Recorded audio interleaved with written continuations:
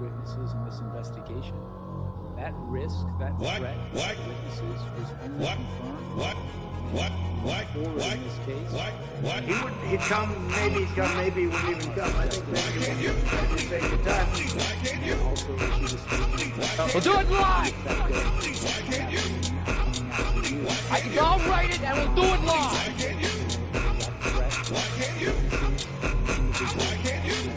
It can only good happen. Why can't you?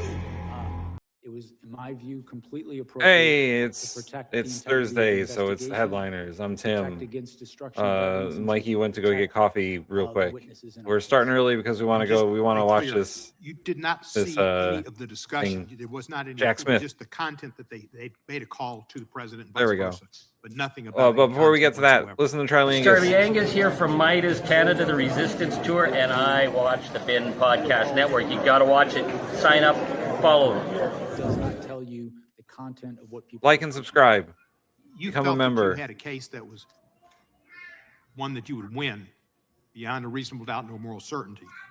Is there anything in your facts that you had that you would have used at trial that you believe has not been presented to the public in the past or have been misrepresented to the public? Is there anything essential facts that you had that you felt would have resulted in a conviction of the president on the charges that he was indicted upon?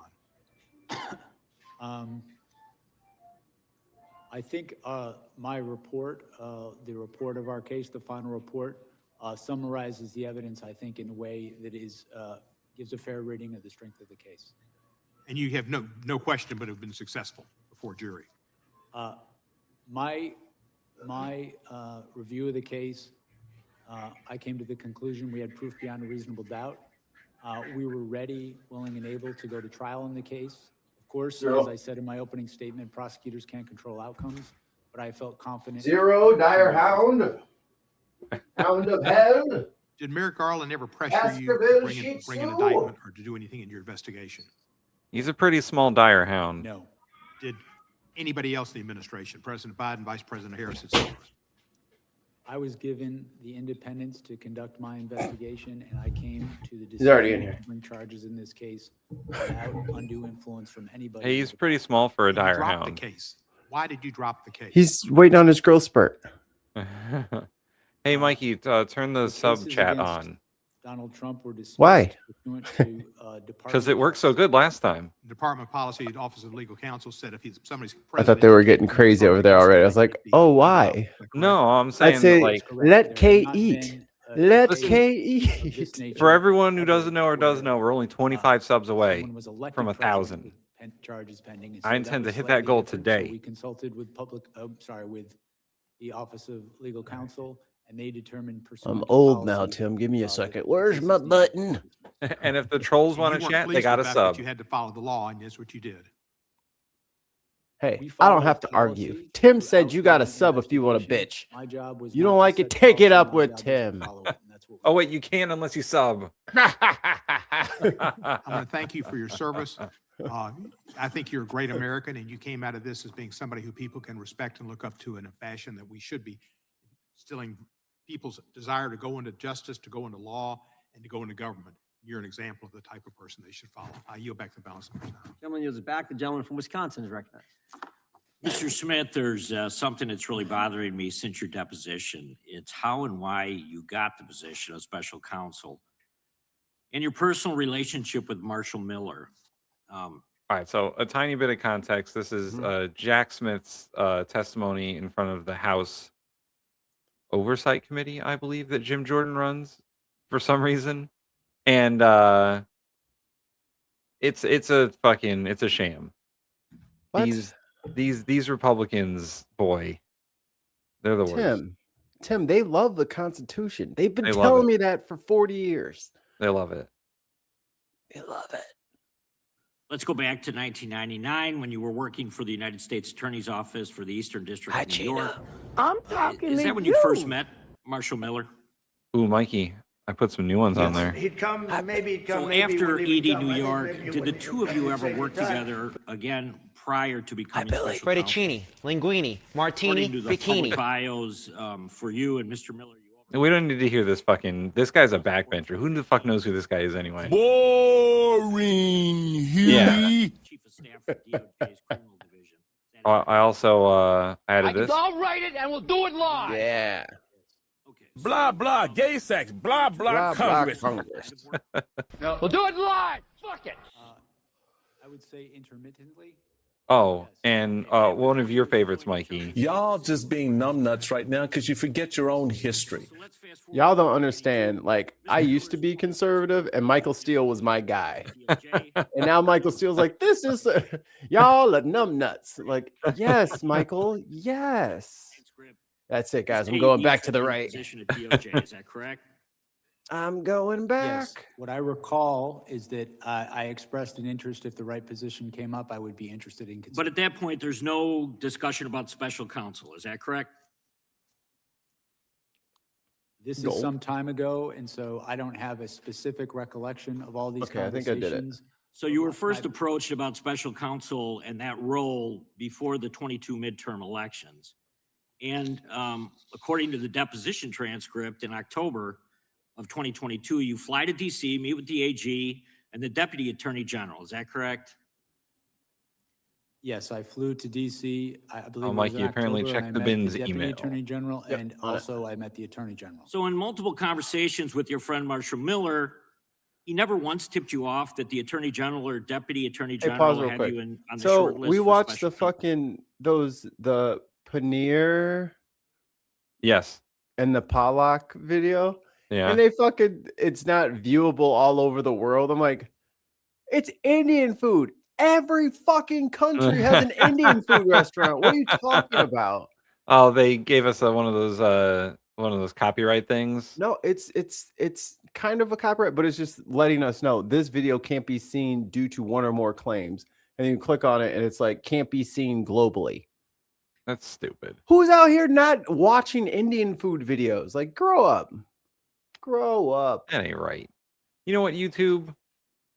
Fuck you. Indian food for everybody. Leave them YouTube. alone. Fuck the hell off. We were so close. We were 24 away, and then Tim told YouTube to fuck the hell off, and then somehow our channel got banned. It was the craziest thing. Yeah, I'm in jail for choking It Tim. never came up. Again, this was some time ago, but my recollection is. Too bad we can't put like a counter on I here. came to Washington and I met with those I know. individuals as well as the human rights section. Like I a wish you would goals notify- thing. Marshall I wish- Miller is oh, the wait a person minute. Who set The that chat up. Oh, he was bot. at the meetings. Was he at the meetings? Oh, the Let chat me- box can do it. Just, me see if just I to can- tie all this together. All right, let me see. You've known Mr. Miller since you were both Wait, let me do the email AUSA first. in New York. Okay. You stayed in touch over a I forget. 20-year career in federal government. He gets a job with the Biden administration, and just a few short months later, you're offered the role. The motherfucker next to him is drinking Diet Dr. Pepper. Ugh. Who drinks Diet Dr. Pepper? Just drink it. Just fucking drink Dr. Pepper, man. Or water, you know? Have a water. Like if you're There's- gonna splurge, splurge. This is what Congress drinks. There's Diet Dr. Pepper over here. There's a Diet Diet Coke in Coke, front of this yeah. guy. And then behind them is a sugar-free Red Bull. Y'all got diabetes? Y'all are numbnuts. Special counsel. I'm having a hard time believing that Also, it looks like someone This left is their ear pod case on that table behind him. Don't forget your ear pods, guys. coincidence and that there wasn't a back and forth on the special counsel. So maybe you never received directives explicitly from the AG or the Deputy Attorney General, but was Marshall Miller, did he become a two-way conduit throughout the investigation with DOJ?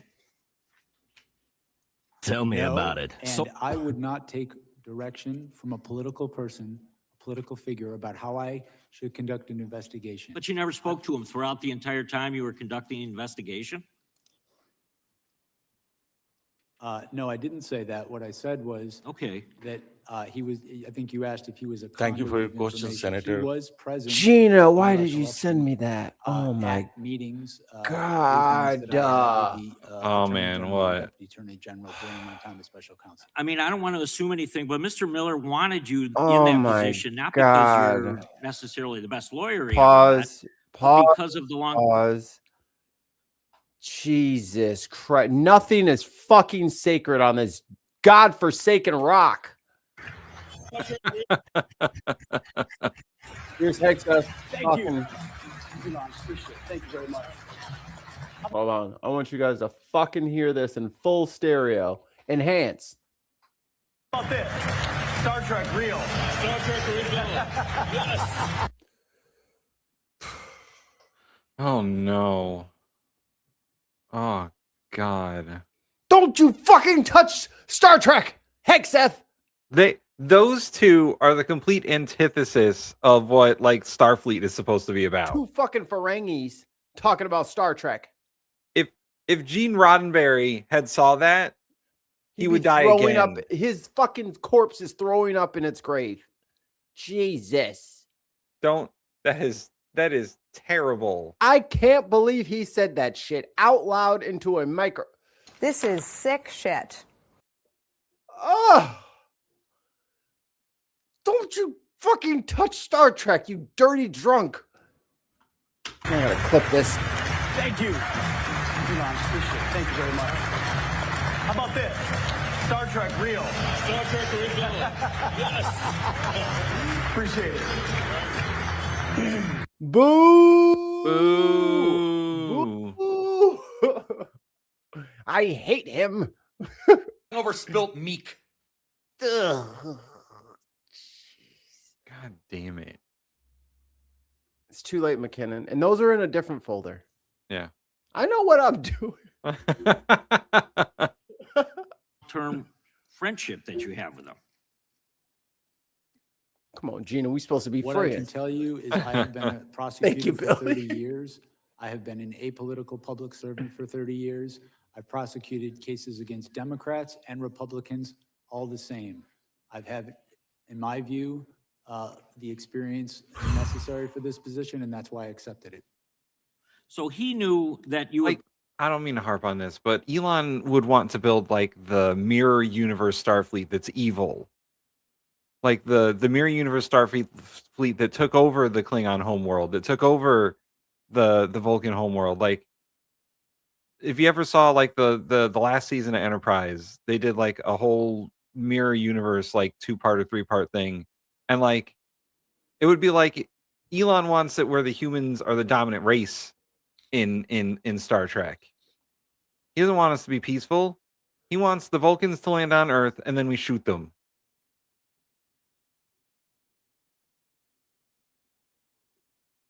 Anyway. I'm actually looking through our email. There's so many fucking bots. pursue. Like, hey, you want to just give me access I mean, to your he had to have an YouTube idea. channel? I can help your You would pursue exactly what the SEO. Biden administration I'm sure you wanted, can. which was criminal charges against President Trump. I think that anybody who knows me well knows the Tim, do you have the idea Threads? that I would take direction from a Of what? Threads, What's that? like the Instagram, Twitter. No, I don't have it. I don't have it either. All right, Gina, I'll have to send that to somebody that has I don't have it. McKinnon will send you like $10. We'll send you like he said, $10. No, we'll send you more than $10, but do it.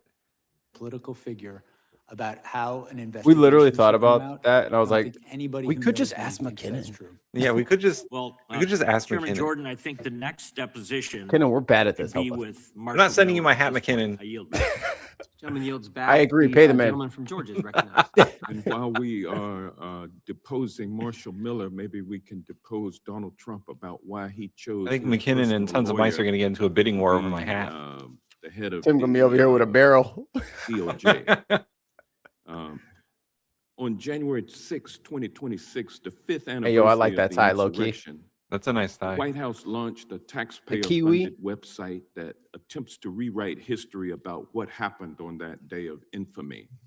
On January 6, 2021, there was an insurrection at the United States Capitol that resulted like in his a police officer accent dying and, the next day. like, Another 4 officers his dying by pose, suicide. his in the months his thereafter, the way he speaks. with at least That's old black. 140 police officers being injured, by the insurrectionists. That's that great migration with black. 15 of them requiring hospitalization. I'm He's proud that we very have, matter of fact. I'm telling you what 4 the former truth is. officers, as well as on-duty Capitol Hill police officers here today. Mr. Smith, I want to ask you about this website because the Trump administration is using taxpayer dollars to lie to the American people about the events leading up to and the events taking place on January 6, 2021. For example, this Trump look into the propaganda camera and site say meek. claims that the 2020 election was, quote, stolen. Mr. Smith, did your investigation uncover evidence sufficient to prove beyond a reasonable doubt I don't that want to be a Donald star. Trump Shut up. knew that his claim that the election You was want to be a stolen star, don't was you? false? Shaking your shoulders and shit. And did your investigation uncover evidence? Why don't you sufficient to listen? prove beyond a reasonable doubt that Donald Trump publicly claimed that the 2020 election was stolen from him, while he privately acknowledged that he had lost the election? Yes, we cited instances of that during our in our case. That's But some yet weak here shit. we see that on the 5th Behind anniversary closed doors, of the knowing damn well you insurrection, lost. the Trump White House propaganda machine is still promoting the stolen election theory on this government. Yo, he said that webpage. in There's a Davos, text man. He's box like, I won titled, in quote, 2020. They stole it from fraudulent me. Election, Really? stolen Yeah. election certified, end quote. The site also has I'm a not- subsection reading in part, quote, I could not FBI to watch his stupid ass entrapment talk operation more. I'm like, ah, exposed. I need to sleep. Mr. Smith, Yeah.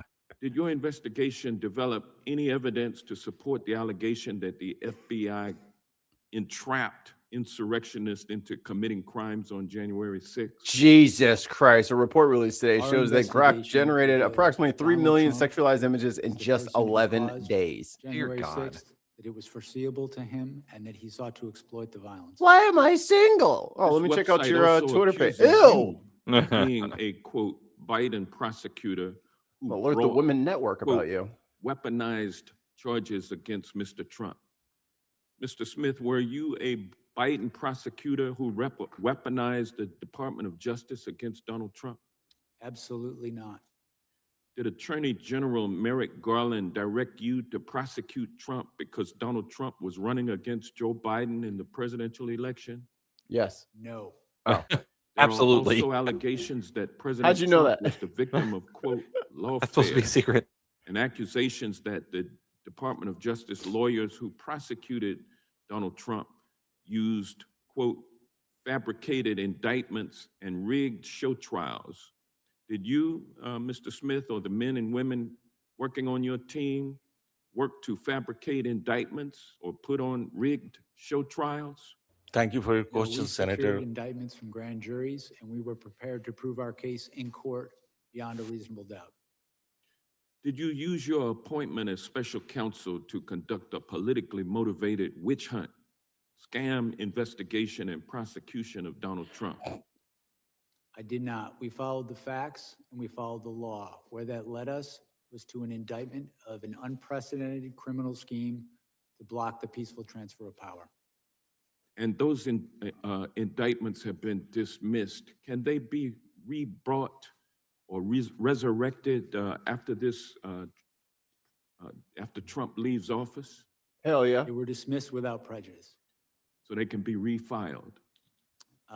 And he can be prosecuted after he leaves office. Is that correct? I'm not going to speak to that. I can only speak to what we did, which was dismiss the case Fucking without shout out to Jack Smith, still Website not put out picking by a the Trump side. White House on Yeah. the anniversary of January. He's like, I did have January facts, 6th though. is nothing more than a pack of lies. It proves that Donald Trump is hell-bent on misusing taxpayer dollars in a feeble attempt to rewrite his criminal history and the history of what happened on January 6, 2021.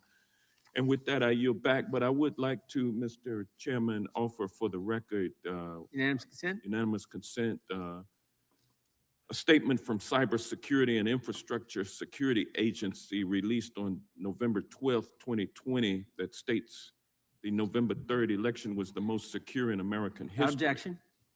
And There also we go. testimony from, I would like to request unanimous consent to enter into the record the September 24th, 2020 testimony of Trump's former FBI Director Chris Wray, who told the Homeland Security Committee of the Senate that the FBI had, quote, not seen or historically had any kind of coordinated national voter fraud effort in a major election. Without objection. And last but not least, Mr. Chairman, I'd like to ask unanimous consent to enter into the record this article titled "Disputing Trump, Barr Says No Widespread Election Fraud." Without objection. The gentleman yields back. The gentleman from Texas is recognized for 5 minutes. Thank you, Mr. Chairman. Mr. Smith, on November 18th, 2022, A.G. Garland appointed you as special counsel. Can you tell me about your swearing in or the oath of office that you took after that? I don't recall the specifics of it. I know I was sworn in. I don't recall the specifics of how that was done. You don't remember who swore you in? Mikey, we're going to go back Would you to a agree more that interesting portion of taking this. the oath of office is a legal requirement? Who wanted him to win the election? These included state officials, people who worked on his campaign, and advisors. I will say, however, with respect to the charge of insurrection, we did not charge that. As I set forth in my report, well, I believe that there is, courts have found that that was an insurrection and that there's a reasonable interpretation, a reasonable prosecutor could interpret the evidence to support that charge. I chose not to do that, looking at the facts and the law. I thought the charges we brought were appropriate, given the evidence that we had. Thank you, Mr. Smith, for your decades-long public service and for working tirelessly to uphold the rule of law. Those who attack and smear you and your team in order to protect Donald Trump should be ashamed of themselves. That light tapping noise is Jim Jordan fucking banging his hammer because he's an idiot. Yield back. Gentleman yields back. Gentleman from California is recognized. Mr. Smith, Shut your ass up, Jimmy. do you see criminals to my left? Hell yeah. Yeah. You don't see any. I Do mean, you there's see probably some people over there who are That lady's committing like, crimes because they continue me? to believe things that just aren't true? That's paraphrasing Ronald Reagan, that liberals aren't stupid. They just know things that don't happen to be true. If the president She's believed behind you, that not he on was your cheated left. in an election, that there was fraud, or in some other way, a number of items led to his defeat, when in fact, Hey, I mean, if you're going to have an enemies list, that's not a bad one to have. Yeah. That's McCarthy, Jim Jordan, Mike Kelly. Fuck Mike Kelly. Oh, Gomert. Marsha Blackburn. Blackburn. Lindsey Graham. Fuck that guy. Haggerty, Hawley, Ron Johnson, fucking Yosemite Sam, Foghorn Leghorn Kennedy. Mike Lee. Rick Scott should already be in jail. Yeah. And Mike Lee, grifter of all time. Mike Lee was on the fuck this guy list from Unbox last year. So yeah, fuck that guy. Yep. Don Sullivan. And Tommy Tupperville. Oh, Tupperville, the same guy who's over here still trying to beat the fucking what's it called? The MAGA drum when they're sending him the worst voice. I could play the voicemails again. That's where we got fucked the hell off. Oh yeah. That was the voicemails he was getting. So yeah, I mean, not a bad enemies list to have. You're gonna have an enemies list. Most of these guys are pretty fucked up. They're going to jail anyway. Yeah. Ooh, especially Lindsey Graham and Jim Jordan. Those guys are definitely going to jail. They definitely played their part in January 6th. he should have won according to the Constitution. Does that make him a criminal? Huh? Sir, Defeat, when in fact he should have won according to the Constitution. Does that make him a criminal? sir, No, that's a yes or no, please, Mr. Smith. These people here are continuing to grapple constantly with things that aren't true, like socialism works, or that somehow everything the Republicans do is evil and everything they do is right. They've never reached a conclusion in a typical partisan case in which we're not evil because we think something's different and we're not wrong. You understand the Constitution. Do you understand the Bill of Rights, that someone has the absolute right to believe something, whether it's true or not, and to advocate for something, whether it's true or not? Do you understand that in addition to your oath to... Don't you understand that the First Amendment says that you can yell fire in a crowded theater? No, it doesn't. It That's doesn't. not protected fucking speech, dickhead. If it's proven over and over and over, it is 66 times in court proven. yeah. Fucking hell. Oh, God damn it. What an idiot.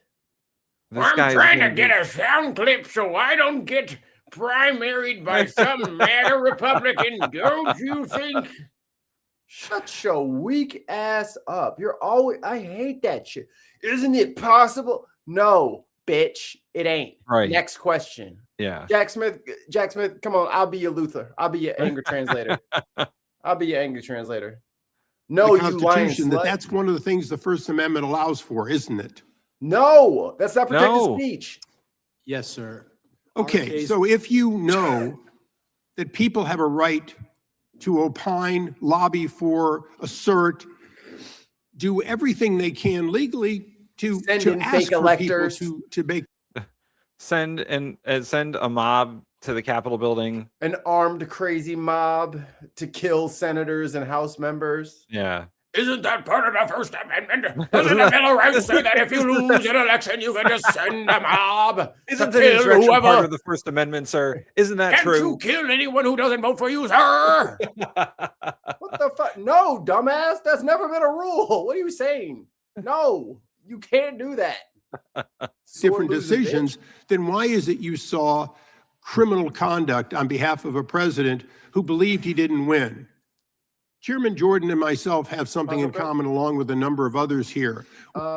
Chrissy in the chat says, oh, please correct me, Mikey and Tim, but I heard yesterday that the First Amendment protects pornographers, including those involved in CSAM in practice.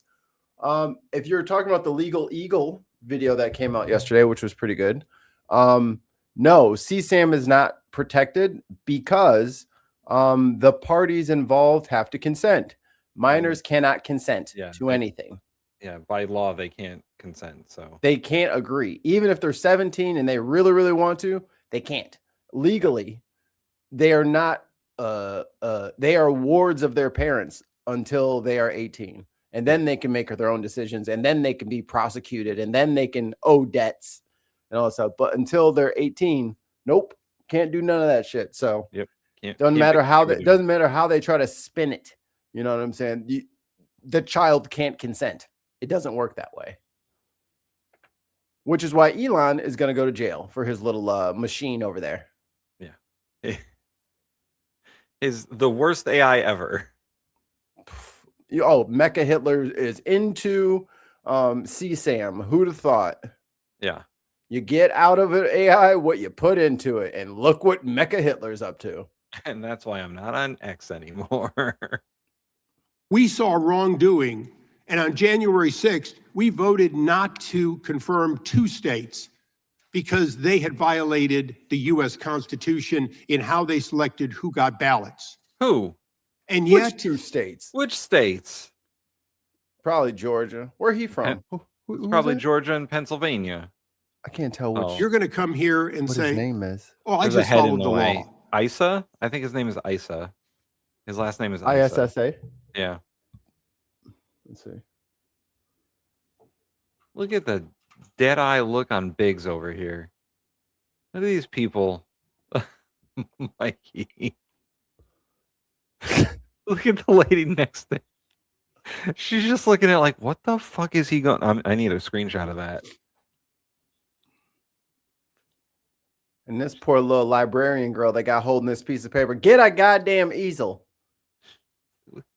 I picked a woman to be in my and make her hold a fucking sign. Don't treat her like that.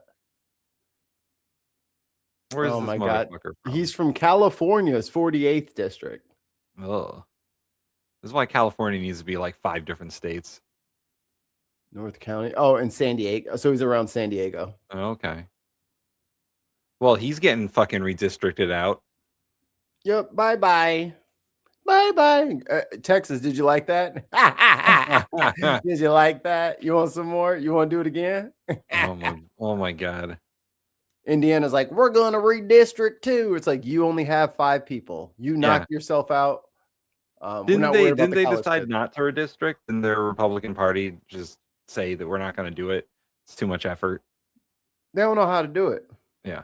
Who going to draw up their maps? All of them together have a high school diploma. So I'm not sure what they plan on accomplishing over there, but does Illinois have like beef with Indiana? Is that what's going on here? Indiana is the annoying little brother that fucking breaks all the shit, calls mom to get us in trouble all the time. They're the worst fucking sibling ever. At least Wisconsin lives on their own. You know what I'm saying? Wisconsin moved out and has their own like trailer or whatever and is doing just fine. Hey, works at the fucking brewery. You know, Indiana is just hateful little rage monsters that are just jealous of everything. Is that the state that Mike Pence was governor of? Yeah.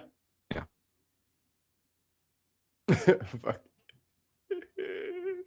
ISIS. Yeah, that's his name. What's his When you went nationality? after these people and you said, well, technically I can do that, you didn't see any selective nature or any separation of powers under the Constitution to spying on the activities and the conversations of the Speaker of the House? To what end would conversations between the Speaker of the U.S. House, third or second in line to be the president, and the president, in what basis Tim, would guess it where be he's any of from? your business? Where? Lebanon. Oh, really? Mm-hmm. So he can't be president. He's born in Ohio, but he is of Lebanese immigrants. Oh, okay. Okay. Other than you believe that there was a conspiracy without conspiracy as a basic premise. You, like the president's men for Richard Nixon, went after your political enemies. Wait, what? Maybe they're not your political enemies, but they sure as Is he saying that Jack Smith is like Richard Nixon's guys who broke into the Watergate Hotel? You're the one doing Watergate. I know. Oh boy. How you going? There's so many things wrong with that statement. You can't play. He's the prosecutor. You can't play the Watergate card on him. If you had I Biden have no up, idea what the hell he's talking about. maybe if you had Biden up there, he could call him. Yeah. Not the. The Watergate guys were like party guys. They were Republican Party guys. They weren't some prosecutor. They weren't a special investigator. They were just party guys breaking into a hotel to see what they can find. Yo. Idiot. How much we paying that motherfucker? 6 figures to be this fucking stupid? Like, Tim, we're gonna have to just start running for fucking office. Yeah. Y'all just being numbnuts right now because you forget your own history. Greg, $2. Attacking the Lebanese is homophobic. Or is it homophonic? Homophonic. It's the same syllable. Oh boy. No, I love Lebanese people, but he does not look like a standard issue white dude. It's like, you look like a brown person. Yeah. You is a brown person. I was right. hell were Joe Biden's political enemies, weren't they? They were Harris's political enemies. They were the enemies of the president, and you were their arm. I think it's also hilarious that they didn't quite update the scripts that they had from before. They keep referencing Biden, even though Biden was completely out of the race. You know? Yeah. Those you wanted to Harris win the election in 2024 for Joe Biden. How dare you? Yeah, you tried to get Biden in on 24. It's like, I don't think even Jill Biden wanted that. Weren't you? No. No. Oh, great. So you spied on the Speaker of the House and these other senators and so on. Y'all let Sly Cooper Fox come up through this. Oh my God. And it can only good happen. That's why I don't wear diamonds, because a fucking dude in a big bag with a money sign on it might fucking tiptoe into my shit and steal it. Informed no one, and in fact put in a gag order so they couldn't discover it. If they were not subjects of a conspiracy investigation, why did Congress, a separate branch that you, under the Constitution, have to respect, why is it that no one should be informed, including the judges? As you went in to spy on these people, did you mention that you were spying on seeking? Yeah, I like what CounterKev says. CounterKev says it's spied, so AKA investigated. Like he wasn't fucking spying on people, guys. He was looking for information. Y'all literally took people and put them in suits and gave them papers and told them to go to Washington, D.C. and pretend to be the fucking electors of the state. Yeah. Knowing damn well that they were the wrong fucking people and that they could later cry foul that, hey, that person's not a real elector. We better go ahead and check all the electors again to make sure that they're all correct. And then there'll be this big delay. You're not fucking as clever as you think you are. As soon, like, because they started sending those people in November. Yeah.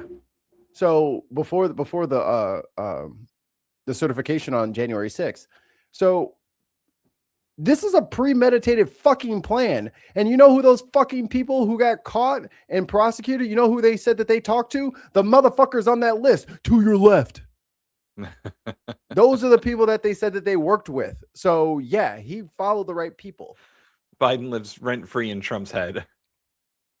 Sleepy Joe, I miss him. Where is he today? He doesn't pick up the phone. I hope he doesn't have cancer anymore. I'm deporting cancer from Joe Biden because I love him so much. I think about him a lot. Records, so you he's my Sleepy Joe. He's my Sleepy Joe. My Snuggle Joe, I call him now.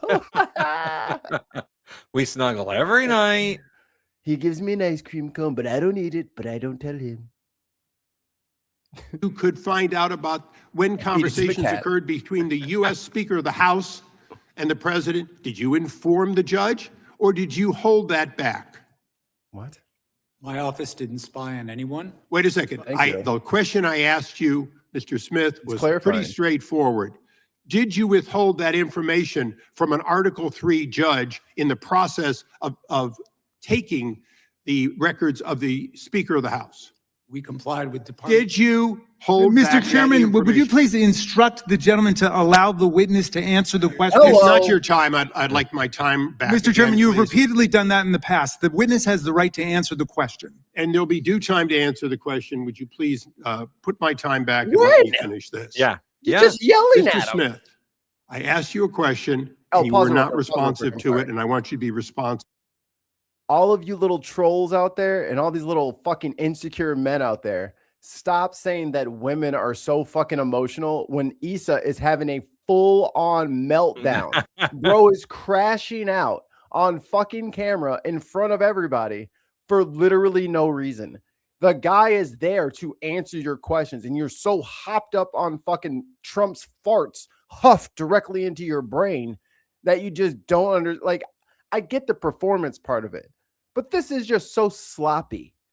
Yeah. So sloppy. Yeah. Well, answer the question, yes or no. He is, dumbass. So Shit. he said that Jack Smith is not responsive to the question. So let's see. I rolled it back. Let's see. You went in to spy on these people. Did you mention that you were spying on seeking records so you could find out about when conversations occurred between the U.S. Speaker of the House and the president? Did you inform the judge or did you hold that back? Third question. My office didn't spy on anyone. Wait a second. I answered the first one. He was going to finish answering the question, and then the dude was like, "No, that's not the answer I want." It was a three-parter. Yeah. So let's the first part. Let's see.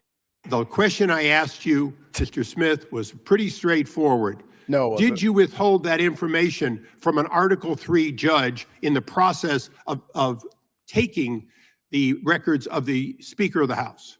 We complied with Department. Did you hold back Mr. that Chairman, would you information? please instruct the gentleman to allow the witness to answer the question? It's not your time. I'd like my time back. Mr. Chairman, again, you have please. repeatedly done that in the past. The witness has the right to answer the question. And there'll be due time to answer the question. Would you please put my time back and let me finish this? Put my cane back. Mr. I'm Smith, not done shouting. I asked you a question. My You were not fifis are responsive all to it, and I hurt. want you to be responsive to it. Did you, whether you think Jim it was Jordan just legal got or back not, from whether you the think it was bathroom. right Way or to not, go. did you withhold? Hold on, back it up. Back Wait- it up. wait This a motherfucker second. wasn't even sitting down. One more. All right, now play. And you were not responsive to it, and I want you to be responsive to it. Excuse me. Did you, whether Jim Jordan's like, did they call my name? What'd I miss? What I miss, guys? I had Taco Bell last night. Fucking not sitting well. Oof. you think it was legal or not, feel whether better, you think though. it was right or Feel not, better. did you withhold the name of Kevin McCarthy, Speaker of the House, when you were seeking records on Kevin McCarthy, the Speaker of the House, or Jim Jordan, the chairman of this committee? At the time the gentleman is. No, is- you please got a give me few more back the seconds. time that would take I- it away. He's expired, but we're gonna let them- No, bro. You weren't here. You were in the bathroom. You were taking a shit. You while were this shitting. happened. You were shitting, and you, Jamie In fact- Raskin had a very good claim on whether or not like the guy should be able to fuck. If Jackson is allowed to fucking answer without being browbeat again, and you missed it because you were fucking in the porta potty. He was there. He was in the porta potty for over 2 minutes. Over 3 minutes. Well, I mean, it's locked in place. Oh, it is locked in place now. Whoopsie. It's stun locked. Either way, He was there for a while. Anyone? Wait a second. The question I asked you, Mr. Smith, was pretty straightforward. Did you withhold that information from an Article 3 judge in the process of taking the records of the Speaker of the House? We complied with Department. Did you hold back Mr. that Chairman, would you information? please instruct? So when this guy, Thank you for when your this guy question, says Senator. Mr. Chairman, yeah, he's not even fucking there. There's no one running the meeting anymore. He stepped out for a minute. I had to really go. The gentleman to allow the witness to answer. Representative on behalf of the This is- president this is- withheld Order, that Mr. Article Chairman. 3. Mr. Chairman, I Order. read this man at the same leniency. And of with this that, man. I yield back in Yield disgust of this witness. Sticking with Boy, California, shut the your gentlelady weak ass from up. California is now recognized. Mr. Smith, thank you for being here today. Earlier, the chairman spent a lot of time talking about Cassidy Hutchinson, who we know was just one of many witnesses. It's important to note that there was testimony that she was told something by Mr. Ornato, not that she had personal knowledge. And of course, Mr. Ornato was of very questionable veracity. We had a testimony from a Metropolitan Police Department official about an argument, a big argument that the president was having about going to the Capitol. And in fact, the vehicle was delayed going back to the Capitol while that argument occurred. But having said that, I want to focus on something my colleagues across the aisle seem to want to ignore. grabbed up the The Secret fact Service that your and, "Take me over there." investigation They're into like, President Trump's no. attempt to overturn the 2020 election was built on testimony from members of the Republican Party. In Yeah, fact, Trump last has week, it. the New York Times published grand jury transcripts. And then Trump grabbed the keys, like, "I'll drive over there myself."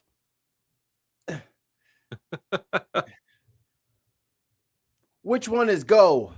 This Damn car is all you! computer. I don't know how to drive Suburbans. Should be like a golf cart. Where's the love little thing on Tesla. There should be a little thing between my legs that control the speed. Where is it? He'd come, maybe he wouldn't even come. I think. Ugh. All right, let's do. From Georgia that show the same pattern in Oh, Trump's there's Georgia one more criminal interesting bit case. when it Georgia's gets to the end of Republican this Attorney lady's General Chris time. Carr testified that he told, quote, and this is a quote, Miss "We're just Lofgren. not seeing the things that you are seeing." And the late Georgia House Speaker David Ralston, also a Republican, testified that Trump's fake elector scheme was, quote, "the craziest thing I've heard." And then there's Senator Lindsey Graham, one of the president's Yeah. closest allies. In his secret grand Yeah. jury testimony, Senator Graham told No. the jurors, quote, "I have told him more times than we can count that he fell short." I think it would be, but then the ranking member would have been in charge while the chairman was gone. So there was somebody there who could have like dealt with it, but unquote. They're And then he children. said this, Yeah. quote, if you told him Martians came and stole votes, he'd be inclined to believe it. Martians, that's from Senator Graham speaking under oath. So here's my question. Mr. Smith, in your deposition with this committee, you testified, and here's a quote, our case was built on, frankly, Republicans who put their allegiance to the country before the party. Also, that the president's closest allies are telling him that his claims of election fraud are wrong. And so I'm just wondering, can you explain what you meant in your deposition that it was Republicans who were putting their allegiance He's a legacy to draft their dodger. country ahead Yeah. of their party? Yes.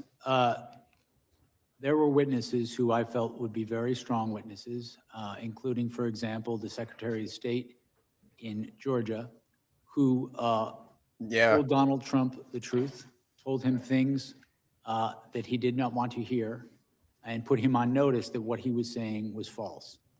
These were people who knew how the elections were conducted in these states. The And bone spur doesn't I fall believe far that from the witnesses tree. of that nature, witnesses who are willing to tell the truth, even if it's going to impose a cost on them in their lives. My experience as a prosecutor over 30 years is that witnesses like that are very credible, and that jurors tend to believe witnesses like that because they pay a cost for telling the truth. In terms of the grand jury testimony that's now been released, the fact that Donald Trump, according to Senator Graham, would believe that Martians stole the election, what does that tell you about Trump's state of mind? Oh, he crazy. Oh, he's fucking Nuttier than squirrel that, shit. That statement is consistent with what we found in our investigation, in that our investigation revealed that Donald Trump was The lady in not the red looks very looking for perturbed. honest answers Yeah. about whether there was fraud in the election. He was looking for ways to stay in power. And when people told him things that conflicted with him staying in power, he rejected them, or he chose not even to contact people like that who would know if the election was done properly in the state. On the other hand, when individuals would say things that would allow him to stay in power, no matter how fantastical, he would latch onto those. That pattern, over time, we felt was powerful evidence that he, in fact, knew that the fraud claims he was making were false. Hi, You know, Allie. who were some of the Hey, Ellie. Republican witnesses who told you that who told President Trump that his claims of election fraud were false? Can you share that with us? Who he's going to Liz name Cheney. names? Steve Bannon, Mitch McConnell. Kevin McCarthy. Mitch McConnell like, that's just getting out of control. Obviously, I can't run like I used to. obviously Lindsey Graham. fucking Mitch McConnell just fucking.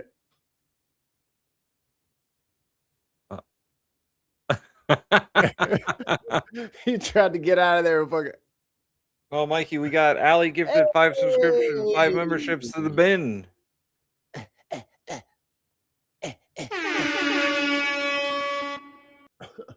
Who are the wonderful people who have been gifted memberships by Allie?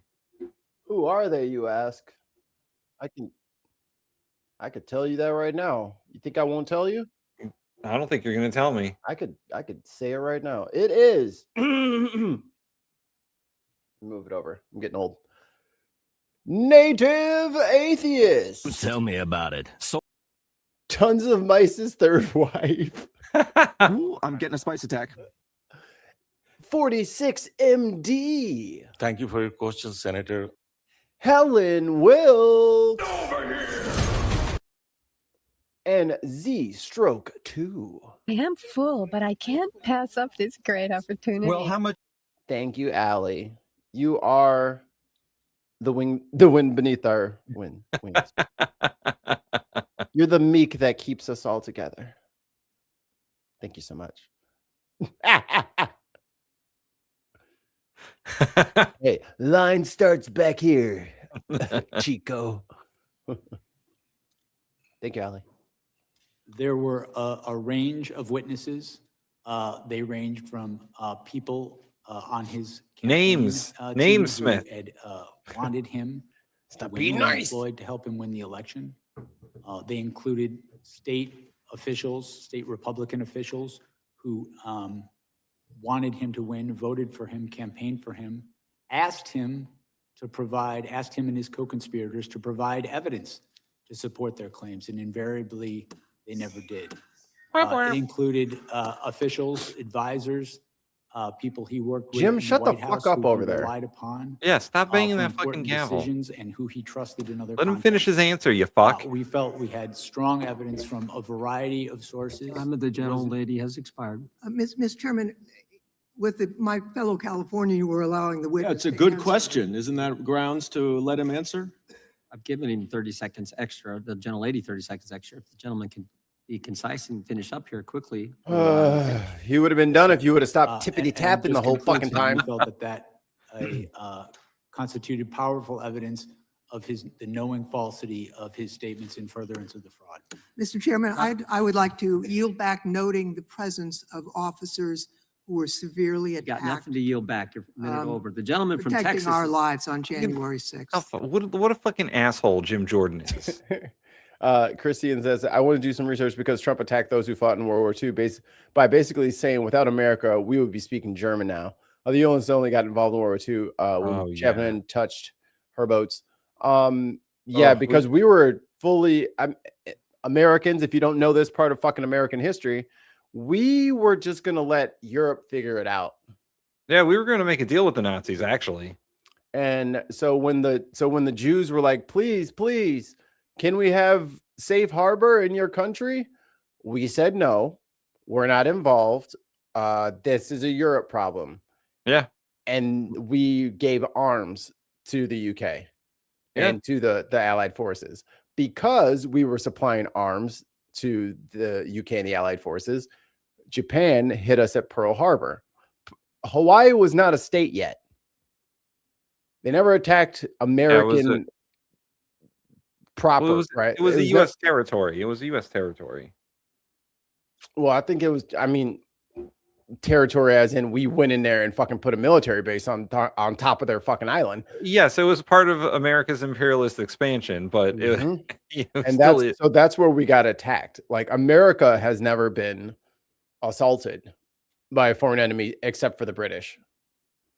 Yeah, I mean the Maybe the Japanese French. did attack specifically the Pacific Fleet. Yeah.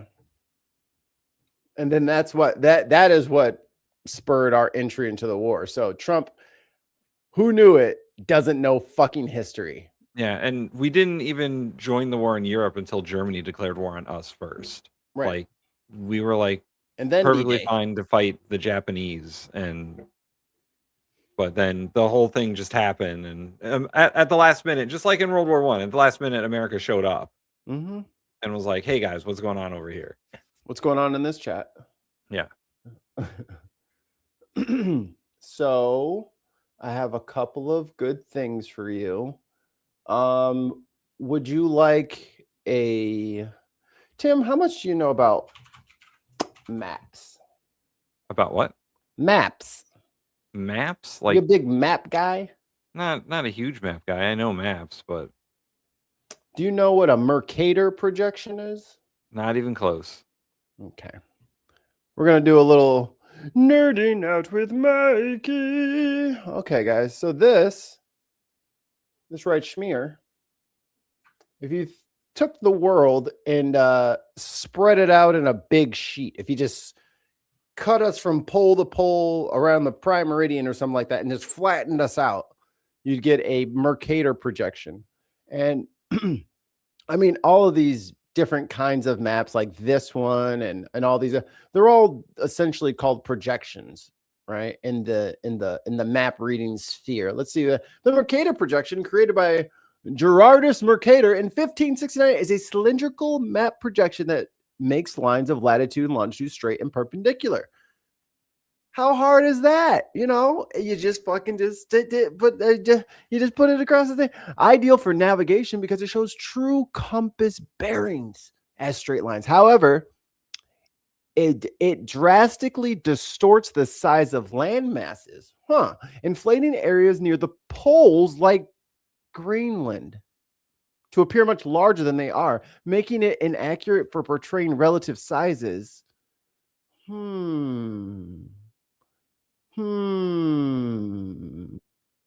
this is like our maps are weird because we make things bigger or smaller than they're actually supposed to be. Well, that's why it's important, Tim, to know how to read a map and to know which projection actually helps you. Our friends at Fox News are going to get a free lesson today. Covered with. And look at Tim Tam lobotomy, fresh off of parole. Where the fuck has she been? Look at her. She's less blonde now. That's Tammy or Tommy. Oh, Tommy Lauren? Yeah, that's her. Damn. That does not look like Tommy Lauren. She's not fucking neon yellow like she previously was, like a tennis ball. ICE, President Trump has his sights set on acquiring Greenland to protect U.S. national security.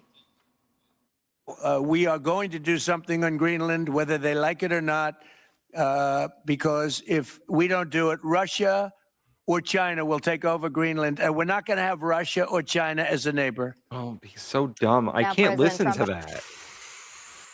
All right. With Russia. You could see Russia from Alaska. We don't need Russia or China as a neighbor. The only thing that separates us is an ocean, guys. You know, Tim, I'm getting real sick of Mexico. I don't want them as a neighbor. What Yeah, are you right. talking about? What are you talking about? You big stupid fuck. God, you guys are so dumb. This is why I can't argue with fucking MAGA anymore. They're too stupid. They're too stupid. Alaska and Russia are just barely separated by the Aleutian archipelago. Goes right there.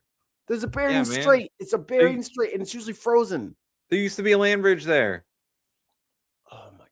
Has reportedly ordered the military to drop a plan for a potential invasion of Greenland.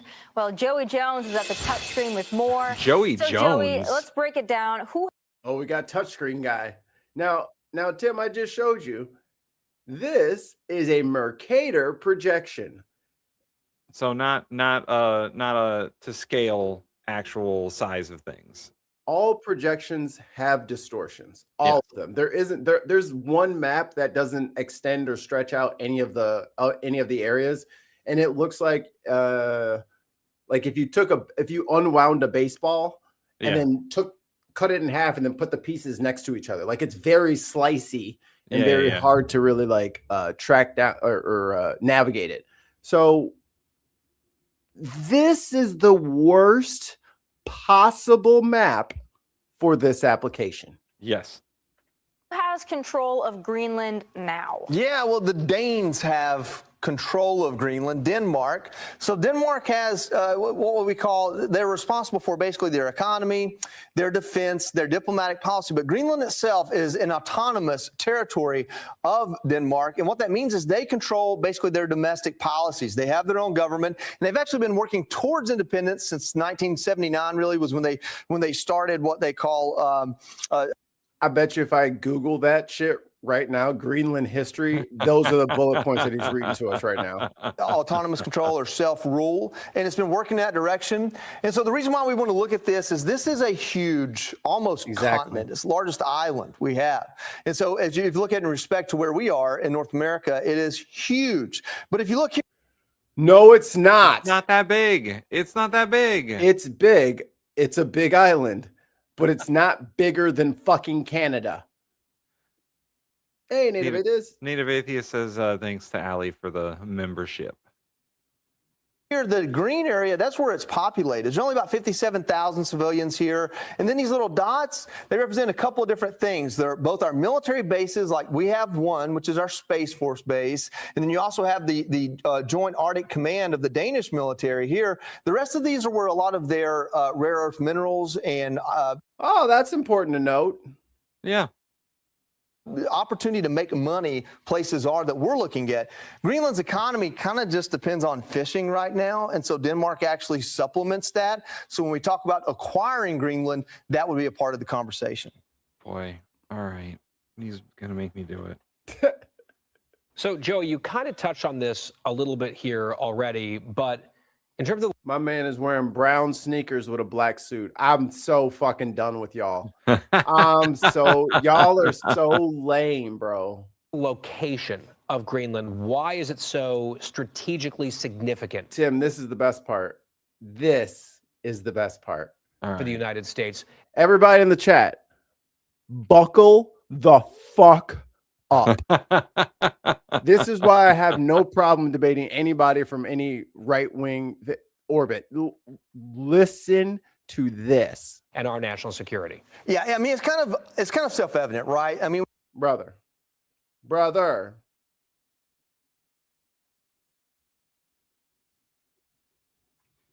We talk about, this is the Arctic, right? The Arctic Circle up here, but this is the Arctic Ocean. When you look at some of our adversaries like Russia, their quickest route to us or just even to access our hemisphere is through the That's Arctic wrong. Ocean. This is called the Greenland, Iceland, UK gap, which is this area here, which is best for... I can't believe it. I can't believe they're this fucking dumb, bro. I can't believe it. It's unbelievable. Just look at the left side of the map. You can see part of Russia that's highlighted is so close to Alaska. It's so close to Alaska. The quickest way to get to us is through the fucking Arctic Circle. It's not. It's the Bering Strait. Swim across the Bering Strait. No, just jump. Just hop the 4-foot gap. It's all frozen up until the very edges. Just hop. Mikey, I think I can explain all of this. I think I can explain all of this. Oh my God. Lead paint? All of these motherfuckers are fucking flat earthers. That's the only explanation. It must be. The only way for Russia to get to us from there is because Russia ends on one side of the world and we begin on the other. So they have to go through the top part because they can't get to us from across. But that would be silly. Even if they went from mainland Russia to California, like, God, what are they talking about, dude? And Russia has, and then you people want to fucking argue with us when this dude is dumb. He is stupid. You can clear as day see Russia from Alaska. Like, I don't know what else to do with these people. This motherfucker has a career. He is salary. But by the way, I've learned that the United States already has a deal with Denmark and Greenland to put as many military bases as we want there. That's where they're like, what are you doing? Yeah, they're like, what the fuck is wrong with you? We already agreed to the things that you want. There's 50,000 people there, and they already have a military base. You just what can't else do you own want? Greenland. Yeah, like you just can't own Greenland. It Greenland. doesn't belong to you. Yeah. You can help defend us because we're allies. In NATO. Yeah. See, for everybody who just woke up today and you're like, man, I just feel so stupid sometimes. No, you're not. You could be working at Fox News. You're not as dumb as Jimmy John over here. Kind of self-evident, right? I mean, we talk about, this is the Arctic, right? The Arctic Circle up here, but this is the Arctic Ocean. When you look at some of our... Up where, bitch? You're fucking way past the North Pole. The North Pole is already... Oh, my God. This area is like Russia. Their quickest route to us or just even to access our hemisphere is through the Arctic Ocean. This is called the Greenland, Iceland, UK gap, which is this area here, which is best for ships to They also have a transport. So Baltic there's couple of fleet things here. in the North Sea. If they wanted to attack NATO, that's where they would do it, guys. It's right there. I mean, that fleet has been fucked with by Ukraine a whole lot. But it doesn't... back-breakingly stupid to talk like this. It is. He can't be that dumb. I couldn't carry this much stupid up a flight of stairs. He cannot be that dumb because he must be lying. Oh my God. One is economic and merchant ships, those kind of things. The other one is military. You got to be able to monitor this, and it's hard to do that from over here. It's hard to build. Oh my That's why we have a base on Greenland. Is he lying or is he stupid? Put in your votes now. He's so He's so stupid. He cannot be that stupid. This isn't like a war podcast. This isn't a war show.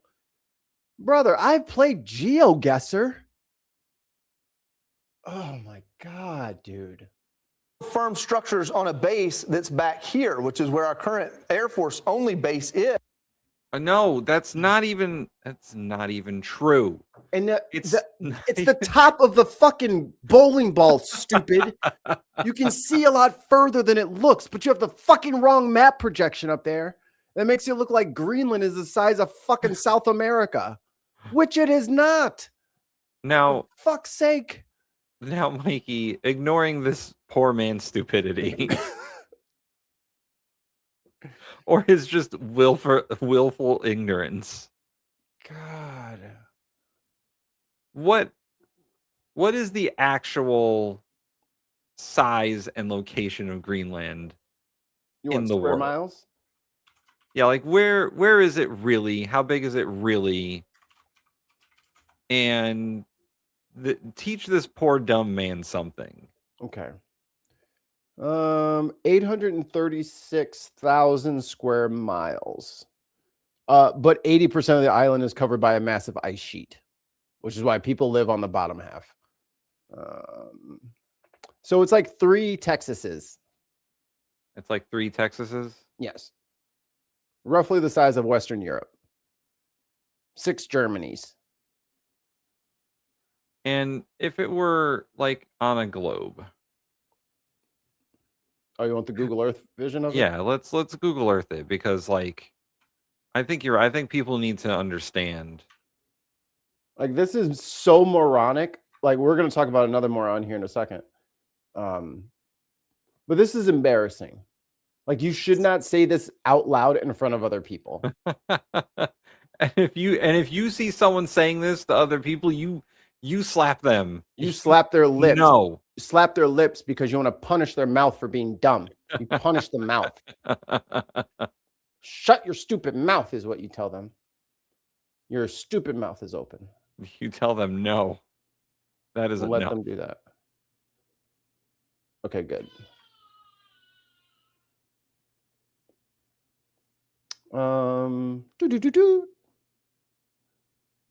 Here's our little Earth. Whee! Oh God, it's spinning too fast. I feel No, it. it's not fast enough. I feel it. It's too fast. All right, I fucked it up. Hold on. Square me up here. Square me up. Reset to north. Whoop. Okay. So here you have the U.S. and our friends are across the pond, and then there's Greenland, way up here, and then the people live right around the edge down here, because as they said previously, this is a glacier. They used LiDAR and sophisticated radar technology to find that there is a chasm in Greenland that is, I think, deeper and wider than the Grand Canyon. Only thing is, it's filled with 700 to 800 meters of ice, up to a couple of kilometers in some spots. So that's where the Pandora virus is. That's but where yes, the Pandora virus is. So then people, I think our military base is over here. And then there's a couple of fishing villages up, because I don't know if you guys are aware, but it's very cold. Very cold up there. Up in the old North Pole there. Very, very cold. Very cold. Now, Mikey, show us where Russia is. Oh, Russia? Yeah, I can show you Russia. Right there. Okay, and where can you find the quickest point from Russia to America? So if you just zoom in right here, you got a little area called get this keyboard shortcut out of here. Oh, look, a little island right there. So there you go. There's the gap. That must be the most tense island in the entire world. Or chill. Yeah, maybe. They just speak both languages. Like, nah, man, they're over there. Nah, man, they're over there. This isn't the droid you're looking for. And if the Russians wanted to invade North America, I mean, they could use this little bitty gap right here, or maybe just fly from one of their bases over to. I mean, if anything, they could just take Alaska back and then launch all of their attacks from Alaska. Oh boy, that poor Fox News anchor. He's so dumb. He doesn't know that he's dumb, and that's the problem. You got to know when you're stupid. And so this idea that if Greenland were all American territory of some sort, United States territory, our eyes looking at our foes would be a lot easier to do. That's very sensitive and very important to pretty much everyone that we consider to be someone that's not our friend. So just not only the size of the continent and the fact that it's in the Arctic, which is the next untapped resource from everything from oil and gas to rich minerals to even... No, no. We don't need to keep the ice shelf as it is. Let's melt that shit. Yeah, Let's get all that extra fucking ice in the water so it can just raise the sea level even more. That is the last thing we fucking need is Americans up in Greenland pulling shit out of the ground. Last thing we fucking need.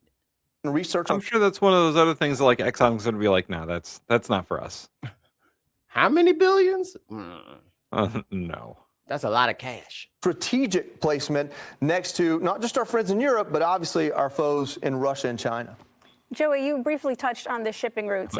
He's Joey Joe. Can you show them and talk to us about why specifically they're important for the U.S.? Now, you got to understand, maps are sometimes out of perspective. That's why we tried to blow up Greenland. Oh, you don't say. Oh, you don't fucking say. Well, why the fuck would you use a Mercator projection when it is the worst projection to use? It only distorts the poles. Greenland is goddamn south, North Pole south. It is the south side of the North Pole. Worst fucking map. Even this map, this proves they're fucking, we're the closest way to Russia to get to us is through that. Like, you can see clearly in this map, Russia touches Alaska right there. I think Chris C said it's 55 miles from Russia to America or to Alaska. Yeah, 55 miles. And Greenland is 1,600 miles away from the U.S. mainland. Like, what are y'all talking about?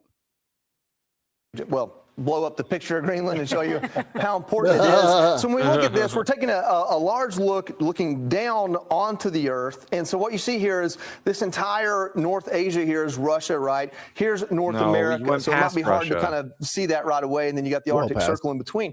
So these shipping routes, some of them are not there yet, like the Transpolar Sea route, which would be the easiest from Russia back around. That doesn't exist yet. That's in the Arctic Ocean. But these other two, the Northwest Passage and the Northern Sea route, these are being used all the time. And as you see, these two go around each side of Greenland, especially the one that comes through Canada here. And so these routes are how commerce is done around the world. And to have some sort of a say in that and to not be able to be pinched off as the United States from bringing things in from the north, that's a big deal. And also our ability to get things to and from, a United States state, Alaska, is an important part of this too. Not to say we're going to go. How do you bring up Alaska and not realize that fucking Russia is right across the Bering Strait?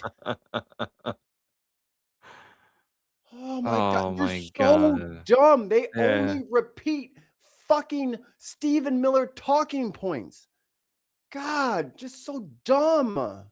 It's literally right there. And he's like, well, God damn it, dude. Use your fucking brain, please. United States state, Alaska, is an important part of this too. Not to say we're going to go at war or be at odds with Canada anytime soon, but we have seen in the last couple of years, sometimes President Trump uses tough rhetoric with Canada, and sometimes we get into a tussle with them, and we may want to have more access or more control in that region. Yeah. Wait, Joey, what? Can you Wait, describe what? Is this dumb motherfucker suggesting that we need Greenland so that we can access the shipping lanes because we might be enemies with Canada at some point. Yeah, and we're gonna, or we got to protect our lanes to Canada. Or we can use Greenland as a launching pad for a different front against Canada. Canada, just take the northern states. Just do it, man. Just take us. All right. We'll be a province. We'll put our milk in bags. I don't even use that much milk, so I'll do it. God, yeah, he loves the uneducated. You're right. God. Not Greater Canada. Stop. Russian military presence. Yeah, in this that is region. this is quite amazing. Karn is gonna be like, you know what? We're keeping Washington.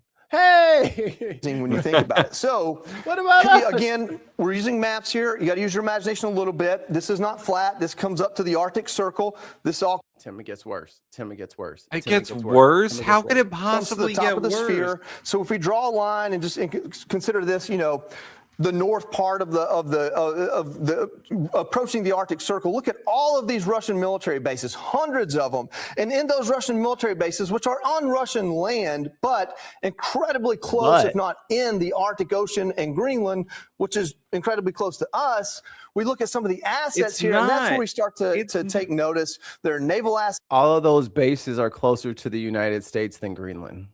Oh, because the map is distorted again. He's so dumb. He's so fucking dumb. That's here. Think a lot of their nuclear submarines, things of that nature. You can see Alaska behind his fucking arm.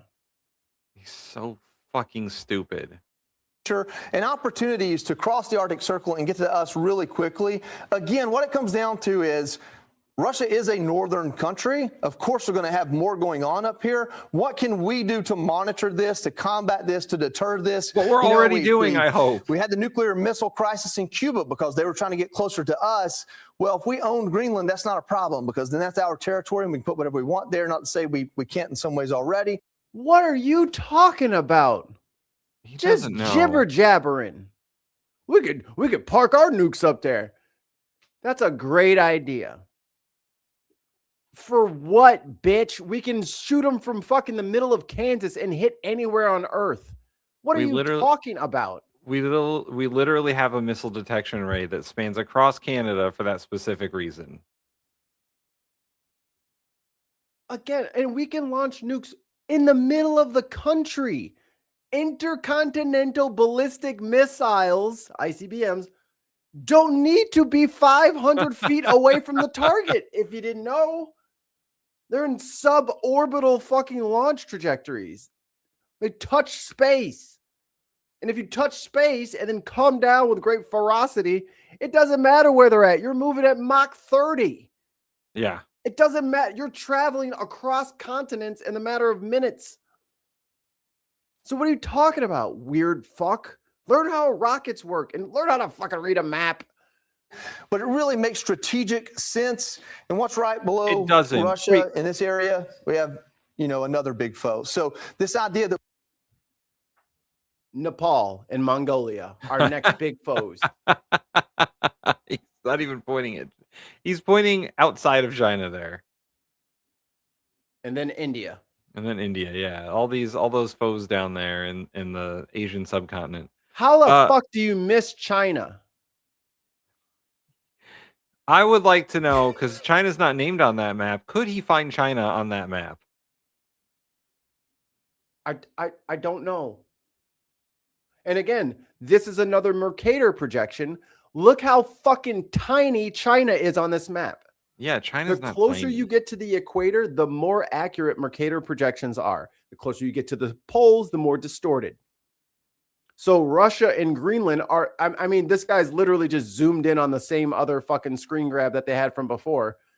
It's completely unscaled. This is the most useless. This map is only good for plotting points to show where on the landmass something would be.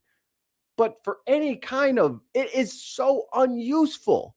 And they didn't label all the countries for him. So he can't even fucking find China because it's too fucking tiny on this fucking projection. Oh, Don't know how to help you. I only know how to yell at you. We could have a larger presence there in Greenland, also be able to go in and You hear that, Nepal? We're coming for that ass. and explore so much there that is natural resources and opportunities to learn the world we're going to live in 100 or 1,000 years. I love it. Yeah. All right. Thanks so much, 100 or Joey. 1,000 years. I love it. I love it. Is 1,000-year thing, is that a Nazi trope? Is that a dog whistle? I don't think so. Maybe not us. Not specifically. White supremacists in the chat, let us know. We're at the board. You got a sub first, though. Oh God. We're gonna talk about more smart people. More smart. Oh, actually, let me do this first. Hey, very, very, very, very, very, very serious thing. If you live in the Midwest or on the East Coast of America, you need to prepare your home. We have a very, very serious storm coming in. I'm not joking. This is not a joke. Yeah, snow and ice. This morning, urgent preparations now underway as more than half the country braces for what could be the most crippling storm in years. The system will stretch some 2,000 miles from the south to the northeast, potentially bringing dangerous ice and feet of snow to millions over the weekend. Emergencies already declared in the Carolinas. Forecasters there warning this could be one of the most historic ice storms in modern history, with the potential for 12. See, I knew. Yeah. See, I knew it. I knew it was a fucking dog whistle. Thank you. I knew it was a fucking dog whistle. And also, oh, sorry.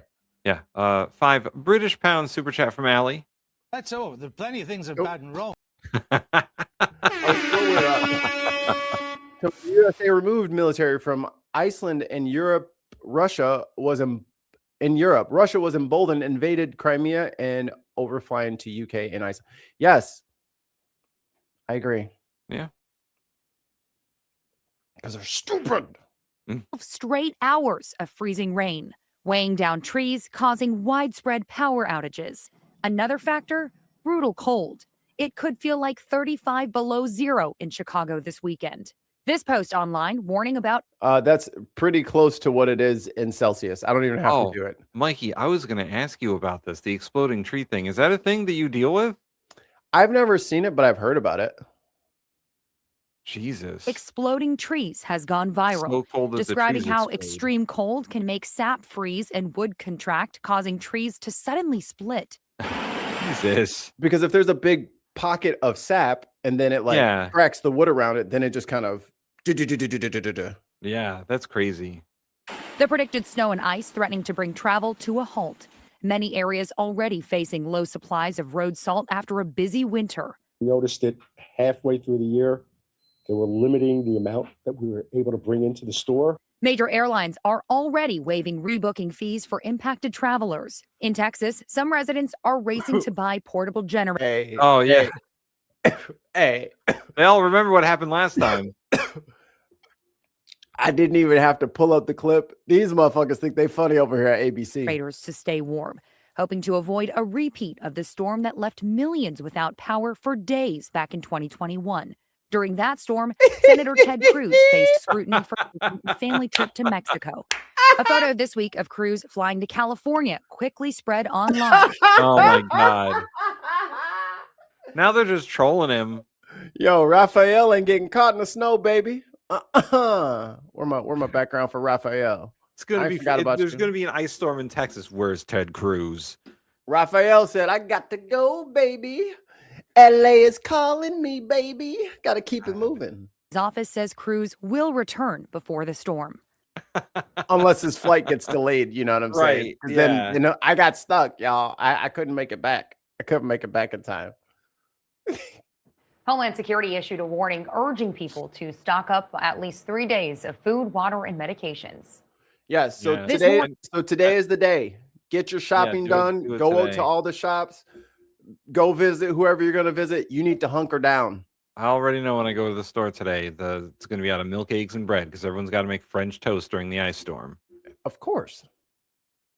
Yeah, minus 34 is minus 36C. It's almost, I think minus 40 is where they converge to be the same. But yeah, it's gonna suck here in Yeah. Chicago. Yeah, it's gonna suck here too. I think my temperatures are gonna be like sub-zero the entire time. If you could pull your, this sounds crazy, but if you can pull your batteries out of your car and put the batteries in the house somewhere, you will save yourself $150.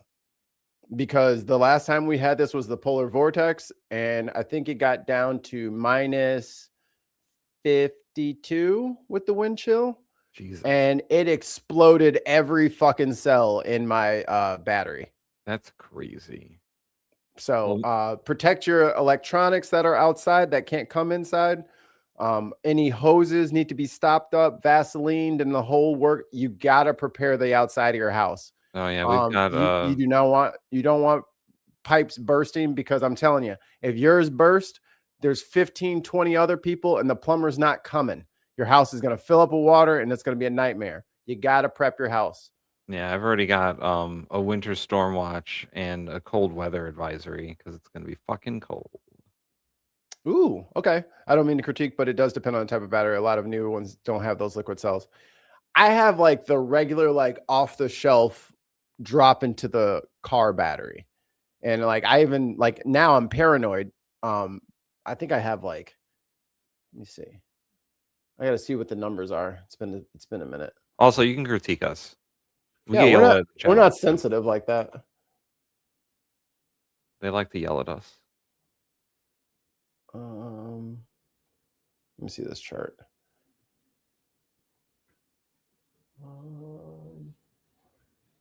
That's not what I want.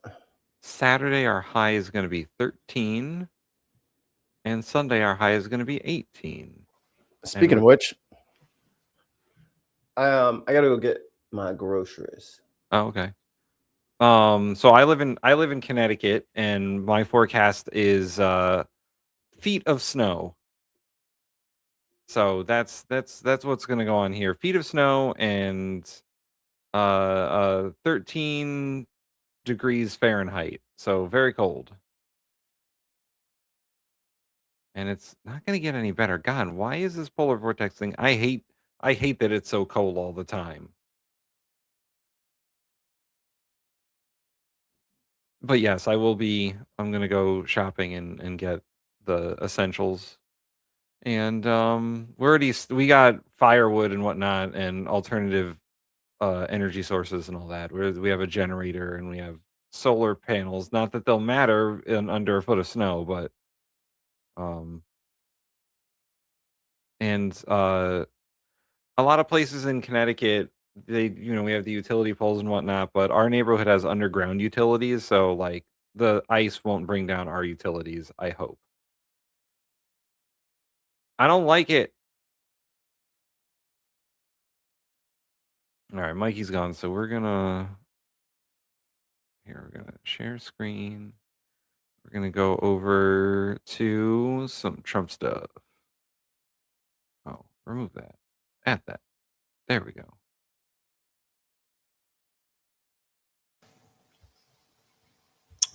Well, thank you very much, Larry. It's great to be back in beautiful Davos, Switzerland, and to address so many respected business leaders, so many. This is Trump's Davos speech from yesterday. I think they summed it up in about 3 minutes. So I wasn't going to watch an hour and a half of him rambling on. Friends, few enemies. Certain places in Europe are not even recognizable, frankly, anymore. They're not recognizable. And we can argue about it, but there's no argument. Friends come back from different places. I don't want to insult anybody and say I don't recognize it.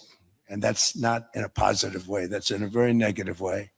And I love Europe, and I want to see Europe go good, but it's not heading. He wants to see Europe go good, he says. Hold on.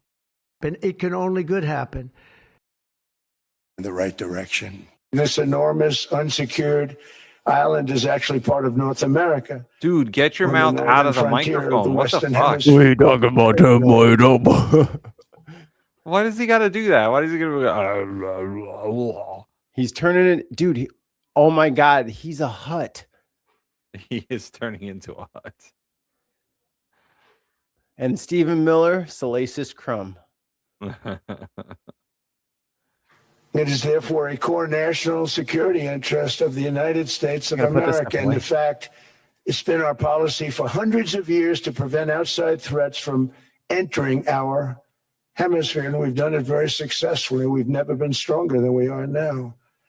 That's why American presidents have sought to purchase Greenland. It's the United States alone that can protect this giant mass of land, this giant piece of ice, develop it and improve it and make it so that it's good for Europe and safe for Europe and good for us. And that's the reason I'm seeking immediate negotiations to once again discuss the acquisition of Greenland by the United States, just as we have acquired many other territories throughout our history, as many of the European nations have. They've acquired. There's nothing wrong with it. We probably won't get anything unless I decide to use excessive strength and force where we would be, frankly, unstoppable. But I won't do that. So, Christy, to answer your question, has any other president ever talked about purchasing Greenland? Not to my knowledge, but if people want to prove me wrong, post the clip or the speech or something. I don't think I've ever heard of any other president wanting to purchase or take over Greenland. Okay, now everyone's saying, oh, good.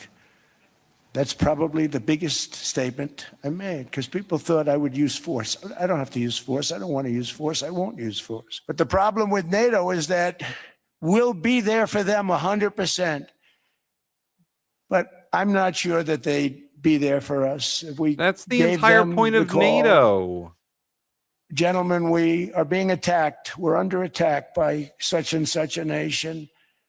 I know them all very well. I'm not sure that they'd be there. I know we'd be there for them. I don't know that they'd be there for us. We're building a golden dome that's going to, just by its very nature, going to be defending Canada. Canada gets a lot of freebies from us, by the way. They should be grateful also, but they're not. I watched your prime minister yesterday. He wasn't so grateful. But they should be grateful to us. Canada lives because of the United States. Remember that, Mark. Oh, remember that, Canadians? Canada lives because of the United States. That absolutely happened. I can't remember who, but it ended with an agreement that we could just put around 200 military installations on the island. Okay. I mean, like I said, I don't know. I was Truman in 1946 offered to purchase Greenland from Denmark, but no other president has since. Okay.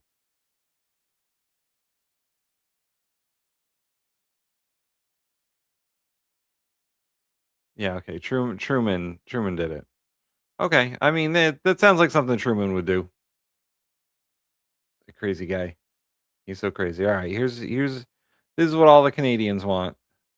Submitted to no limits, no constraints.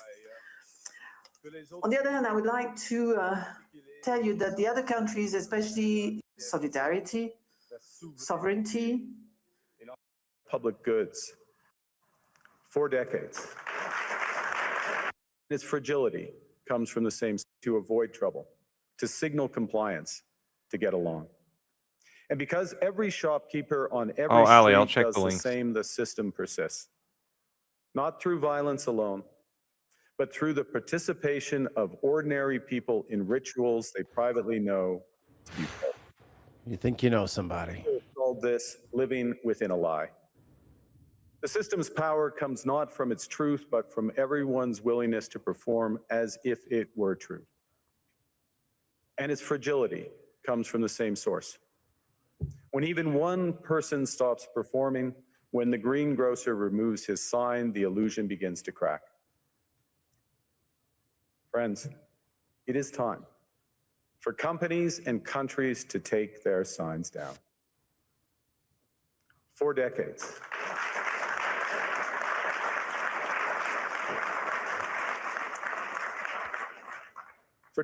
countries like Canada faltered under what we called the rules-based international order. We joined its institutions, we praised its principles, we benefited from its predictability. And because of that, we could pursue values-based foreign policies under its protection. We knew the story of the international rules-based order was partially false, that the strongest would exempt themselves when convenient, that trade rules were enforced asymmetrically. And we knew that international law applied with varying rigor depending on the identity of the accused or the victim.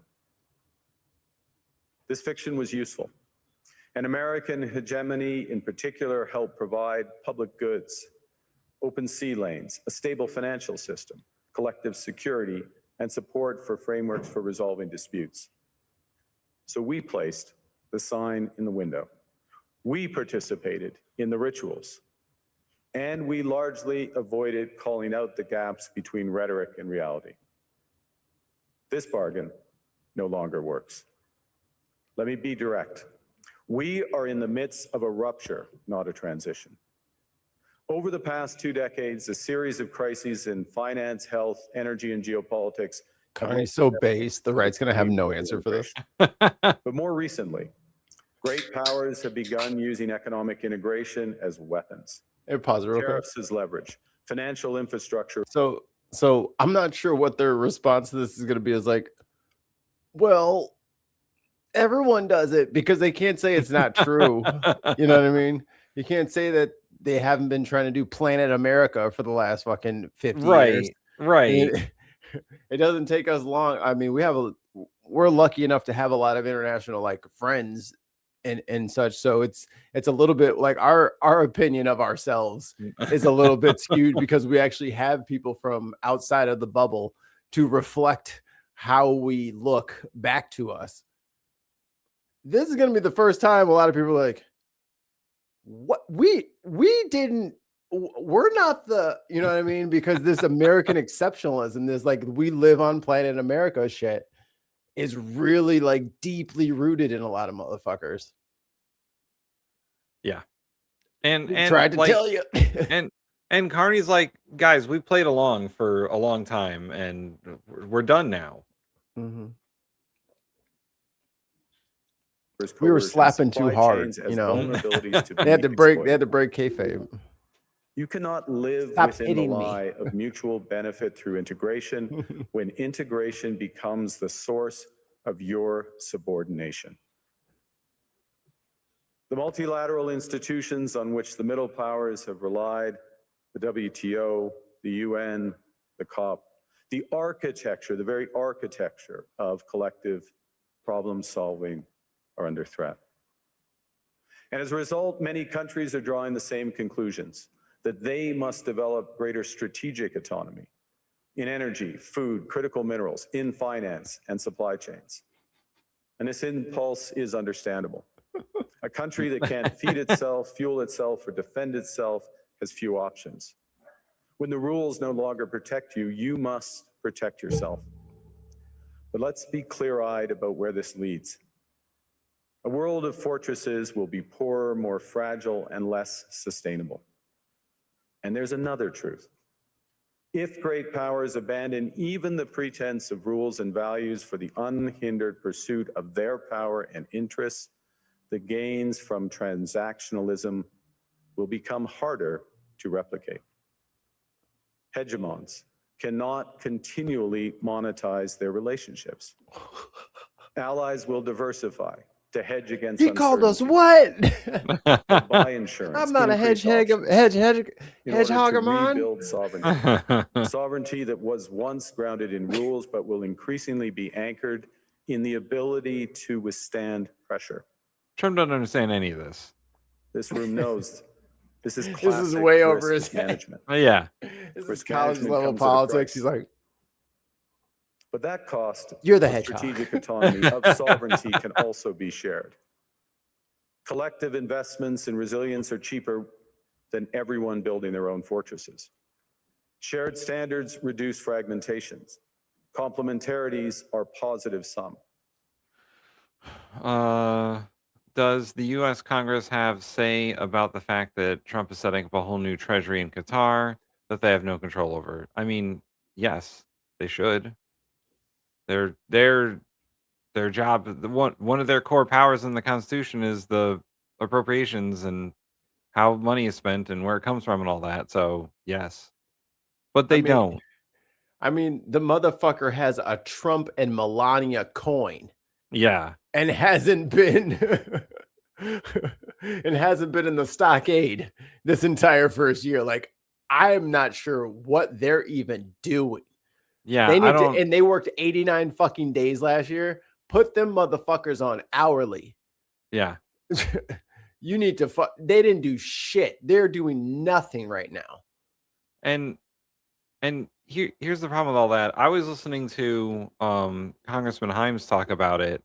Like, why isn't Congress doing anything about all this stuff? Like, everything. And he's like, I talked to most of my Republican colleagues, and most of them are just sitting on their hands.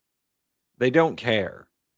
The Republicans in Congress, even though they have the slimmest of majorities, right, are just, they don't care. They're going to let Trump do whatever he wants because they're either afraid of him or they're all for it.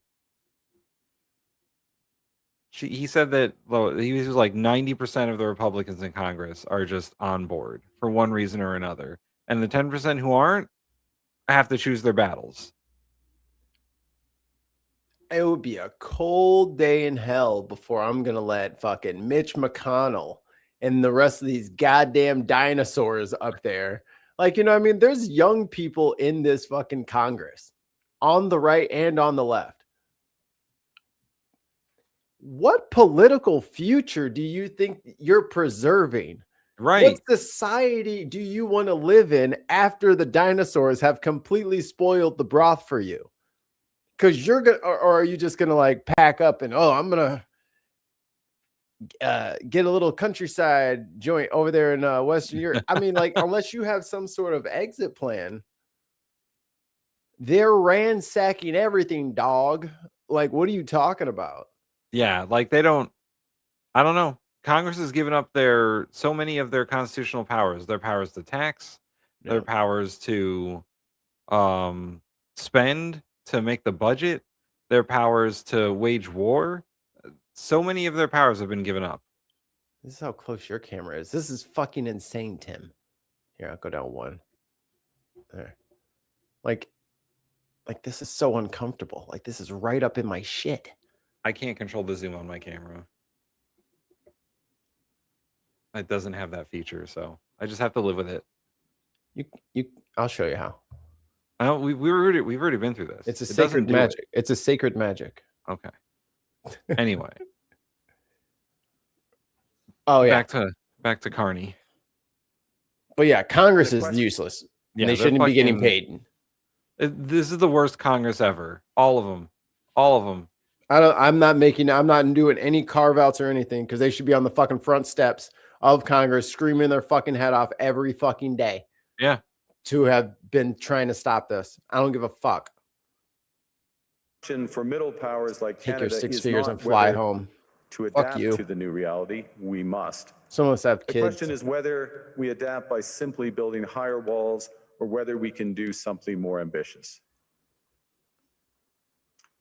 Now, Canada was amongst the first to hear the wake-up call, leading us to fundamentally shift our strategic posture.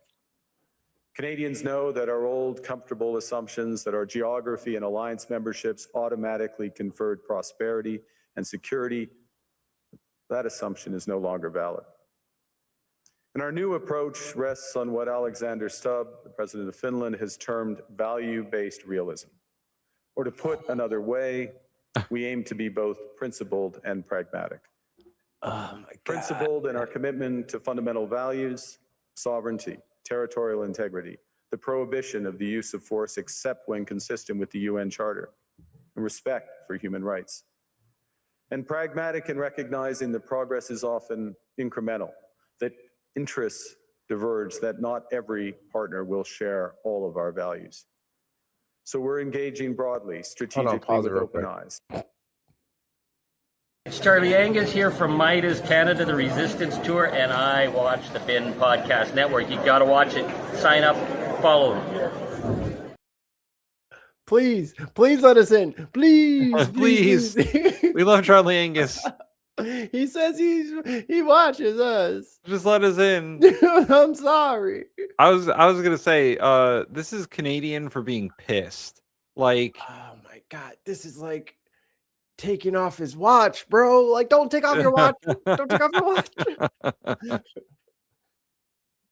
Because they want it to be fair. He's getting the fucking class ring off. I know. Tons, you're gonna have to fight McKinnon for my hat, apparently. Looks like we got ourselves a standoff. We actively take on the world as it is, not wait around for a world we wish to be. We are calibrating our relationships so their depth reflects our Don't values. recalibrate. No. And we're prioritizing broad engagement to maximize our influence. Given the fluidity of the world at the moment, the risks that this poses, and the stakes for what comes next.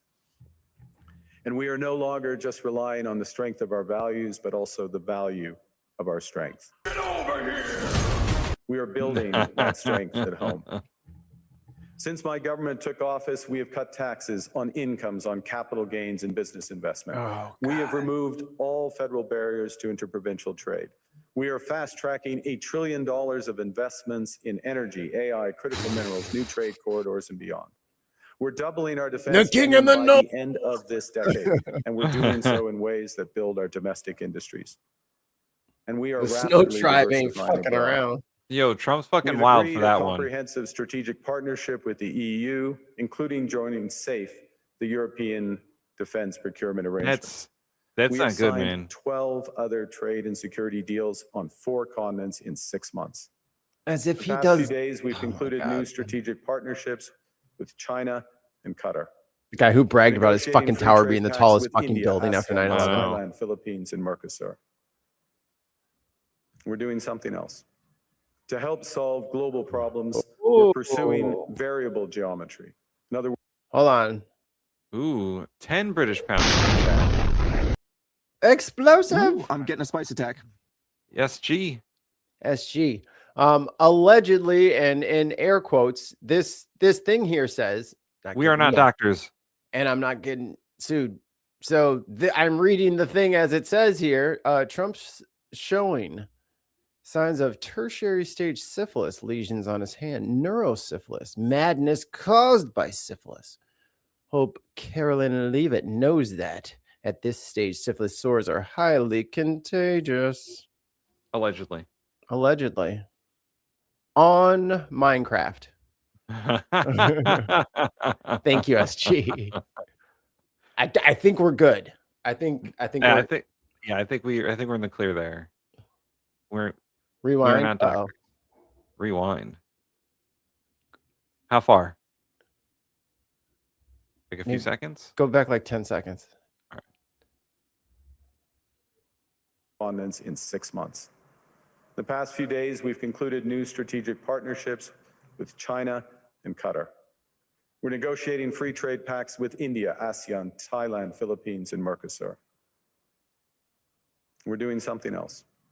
To help solve global problems, we're pursuing variable geometry. In other words, different coalitions for different issues based on common values and interests. So on Ukraine, we're a core member of the Coalition of the Willing and one of the largest per capita contributors to its defense and security. On Arctic sovereignty, we stand firmly with Greenland and Denmark and fully support their unique right to determine Greenland's future. Yay, go Canada. Hold on, pause it. The fucking, I'm looking in the monitor and I just see like the cat's head just like bobbing. I'm like, oh my God, he's stuck. Shit. Let me go get him unstuck. He's attacking his sister. He's just like bouncing on top of her, just beating her ass. I'm like, what are you doing? Like, what are you doing? I thought you were hurt and you're jumping her. Like, get off of her. God, Dexter's a fucking bastard. What the? Our commitment to NATO's Article 5 is unwavering. So we're working with our NATO allies, including the Nordic-Baltic 8, to further secure the alliance's northern and Those western are the most flanks, dangerous motherfuckers, including dude. through Canada's unprecedented investments in over-the-horizon radar, in submarines, in aircraft. Our and friend boots with the on the ground. KJ name. Boots on the ice. That's where he was. He's a medic for them. Canada strongly opposes tariffs over Greenland and calls for focused talks to achieve our shared objectives of security and prosperity in the Arctic. On plurilateral trade, we're championing efforts to build a bridge between the Trans-Pacific Partnership and the European Union, which would create a new trading bloc of 1.5 billion people. On critical minerals, we're forming buyers clubs anchored in the G7 so that the world can diversify away from concentrated supply. And on AI, we're cooperating with like-minded democracies to ensure that we won't ultimately be forced to choose between hegemons and hyperscalers. This is not naive multilateralism. See, In your face, oligarchs. Like, I that know. was the most Canadian. Feeding the oligarchy. Unfortunately, Trump has no idea what he's talking about. He's never heard hegemon before.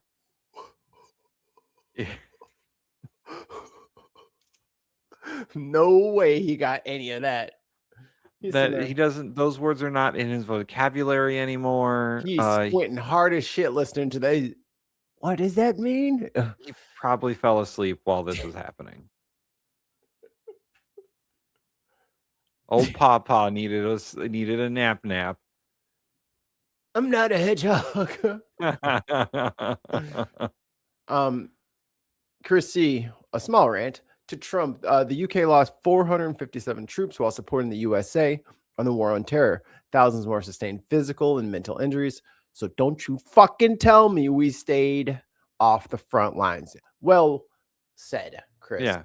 He's I mean, a big Trump's- stupid head, and he doesn't fucking know what year it is. Yeah, Trump's a real piece of shit for that kind of stuff. I mean, he's a real piece of shit in general, but for that kind of stuff, like, he just says the things that he thinks will be the most harmful. Hegemon. I think it's like a Pokemon. Yeah. Nah, that's a Magic the Gathering card. Come on, guys. I would think it'd be like a Digimon. Hegemon! Hegemon Digivolves to Hedge fund. Hedge fund manager.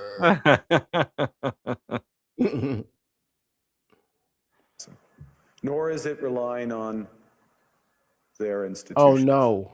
It's building coalitions that work, issues by issue, with partners who share enough common ground to act together.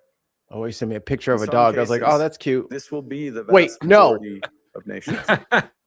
What it's doing Don't is do it. What about this dog? No. Would you like him? No. No. Can I tell you a funny story? Yes, All please. right. So one year for my wife's birthday, this was like probably the second or third year we were together when we first like moved in together, Mhm. before we had any dogs. I took her to Barnes and Noble for her birthday to like buy some books and whatnot. And I was like, "Oh, it's a big surprise." I told her it was a big surprise, You understood the assignment. I understood the assignment. and so I was like, "Oh yeah, it's a big surprise, I'm choosing everything you're doing for your birthday, so we're just gonna, the whole day's planned by me." The fucking Barnes and Noble out front had a dog adoption thing. Oh no. Like it was free puppy day. And she's like, "You want to get a dog?" And I was like, "No, Barnes and Noble, why have you betrayed me?" And then you got this tiny little pug. I'm so Yeah. sad and alone. Yeah, If and only then, like, someone would love me. 6 months later, we got a dog, but like every year she's like, "So we're getting a dog on my birthday this year?" Man, that's terrible. Like, the worst thing that could happen to you as a married guy is to have the fucking bar raised. Stop. No, it's fine where it's at. Eventually I'll raise it, but it's okay, right? The whole day she acted disappointed that she didn't get a dog for her birthday. She's like, "Well, this is okay. It's not a puppy, I guess." I was like, "God damn it." I went on a date and we went past like into like the puppy place. She was crying when we left because she wanted the dog so bad. It's like, you're not getting a $1,200 dog from me. Like, what the hell? No, but it's just Pets do that to you, man. Yeah, Yes, I this didn't. is where Zeus came from. Yeah, that's the. Well, I mean, she always wanted a dog, but that's the genesis of her getting a dog as quickly as she did. It was fucked up, man. Barnes and Noble fucking betrayed me, and now every year for her birthday, she's like, "Are we gonna go to Barnes and Noble? Is there gonna be a dog sale?" Fuck you. You betrayed me for the last time. Creating a dense web of connections across trade, investment, She culture, said, "Why not?" in See, which we this is can the shit I'm draw talking for about. Future challenges and opportunities. What is it? It's a Argue that middle bulldog. powers must act together It's a because if we're Frenchie. not at No, the table, hell we're on the no. menu. Frenchies are I'd nice. also They're say that they're great tiny powers, little No, doggies. I already got everybody great powers arguing can with me as it afford is. for now to go it alone. They have the market size, the military capacity, and the leverage to dictate terms. Middle powers do not. But when we only negotiate bilaterally with a hegemon, we negotiate from weakness. We accept what's offered. We compete with each other to be the most accommodating. This is not sovereignty. It's the performance of sovereignty while accepting subordination. Yo, Mark Carney's like, we're not gonna fucking play around anymore. Yo, they're using us against each other. Oh no. Oh no. He's like, you know, the whole we're one North America thing ain't gonna work for us anymore, guys. Just because we're your neighbors doesn't mean we're gonna be nice to you anymore. That was a fucking act, and we're done. Look, guys, we're gonna get kicked out of the apartment if we don't get our act together. Nah, landlord's pissed, dude. Guy upstairs is not happy with us, and he's oof. Sounds like Canada's telling everybody to forget about the US. Let's go on without them. They're leaving us to the wolves, bro. No, please. Carney's like, yeah, we don't need to deal with them anymore. He kicked us out the group chat. God damn it. That's okay. We'll get invited to one of Pete Hegseth's group chats. Yo, I'm downloading Signal for all the wrong reasons. I'll just put that I don't want to be in In a the meeting. world of great power rivalry, the countries in between have a choice. Compete with each other for favor or to combine to create a third path with impact. Oh, he gonna get world peace, all right. After everybody We shouldn't allow the forms rise of Voltron high and power defeats to us. blind us to the fact that the power of legitimacy, Fucking integrity, and Tetsuo, rules bro. will Yeah, wait for Canada to fucking make a partnership with Japan to build Gundams. Like, that's what's gonna happen. Dude, all that fucking Canadian steel. Yeah. Just fucking on boats, just shoom, shoom, shoom, shoom. And then it goes into these forges, and they got the fucking samurai blacksmiths out, and they're just wham, just making armor for their Gundams. That is gonna be such a good movie, and my great grandkids are gonna love it. Yep. We're gonna build chimeras as our weapon. This nasty, overgrown beast. This is someone write this down.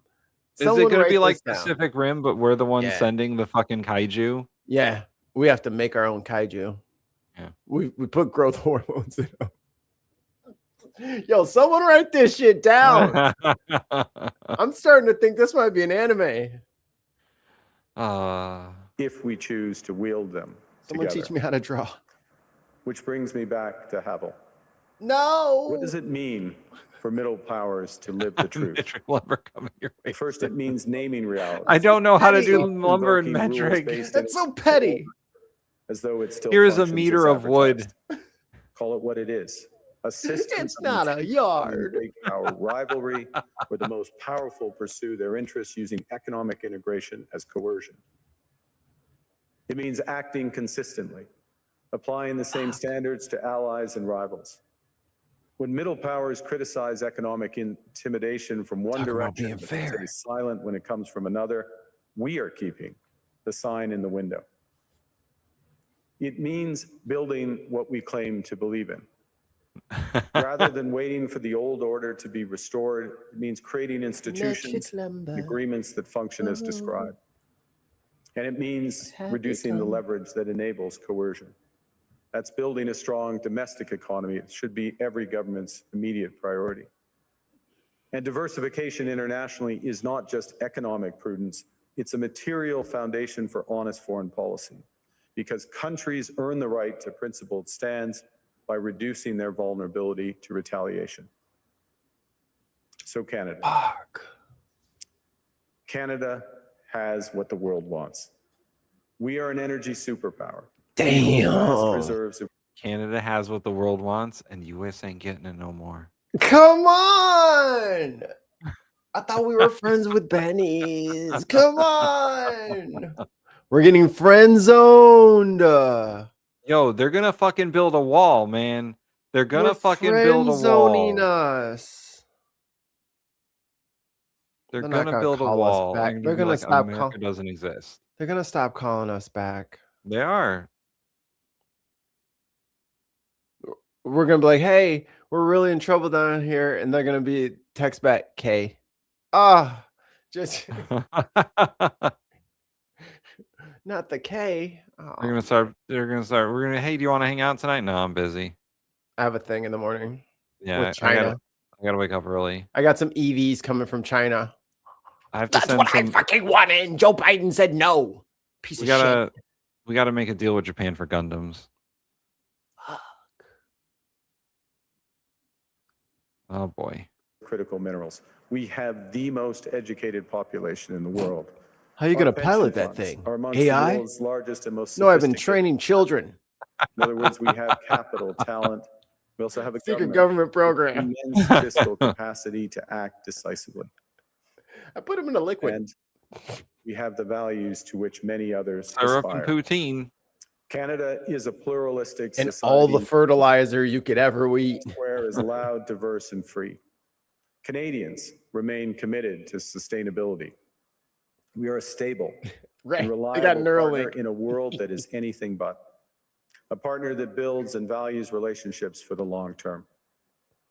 And we have something else.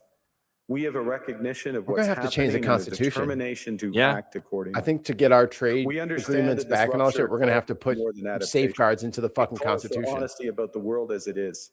God We damn are it, dude. You know how fucking the long it's team going of to take to England. get these fucking morons to agree The world order is to not a fucking coming back. constitutional convention? We shouldn't mourn it.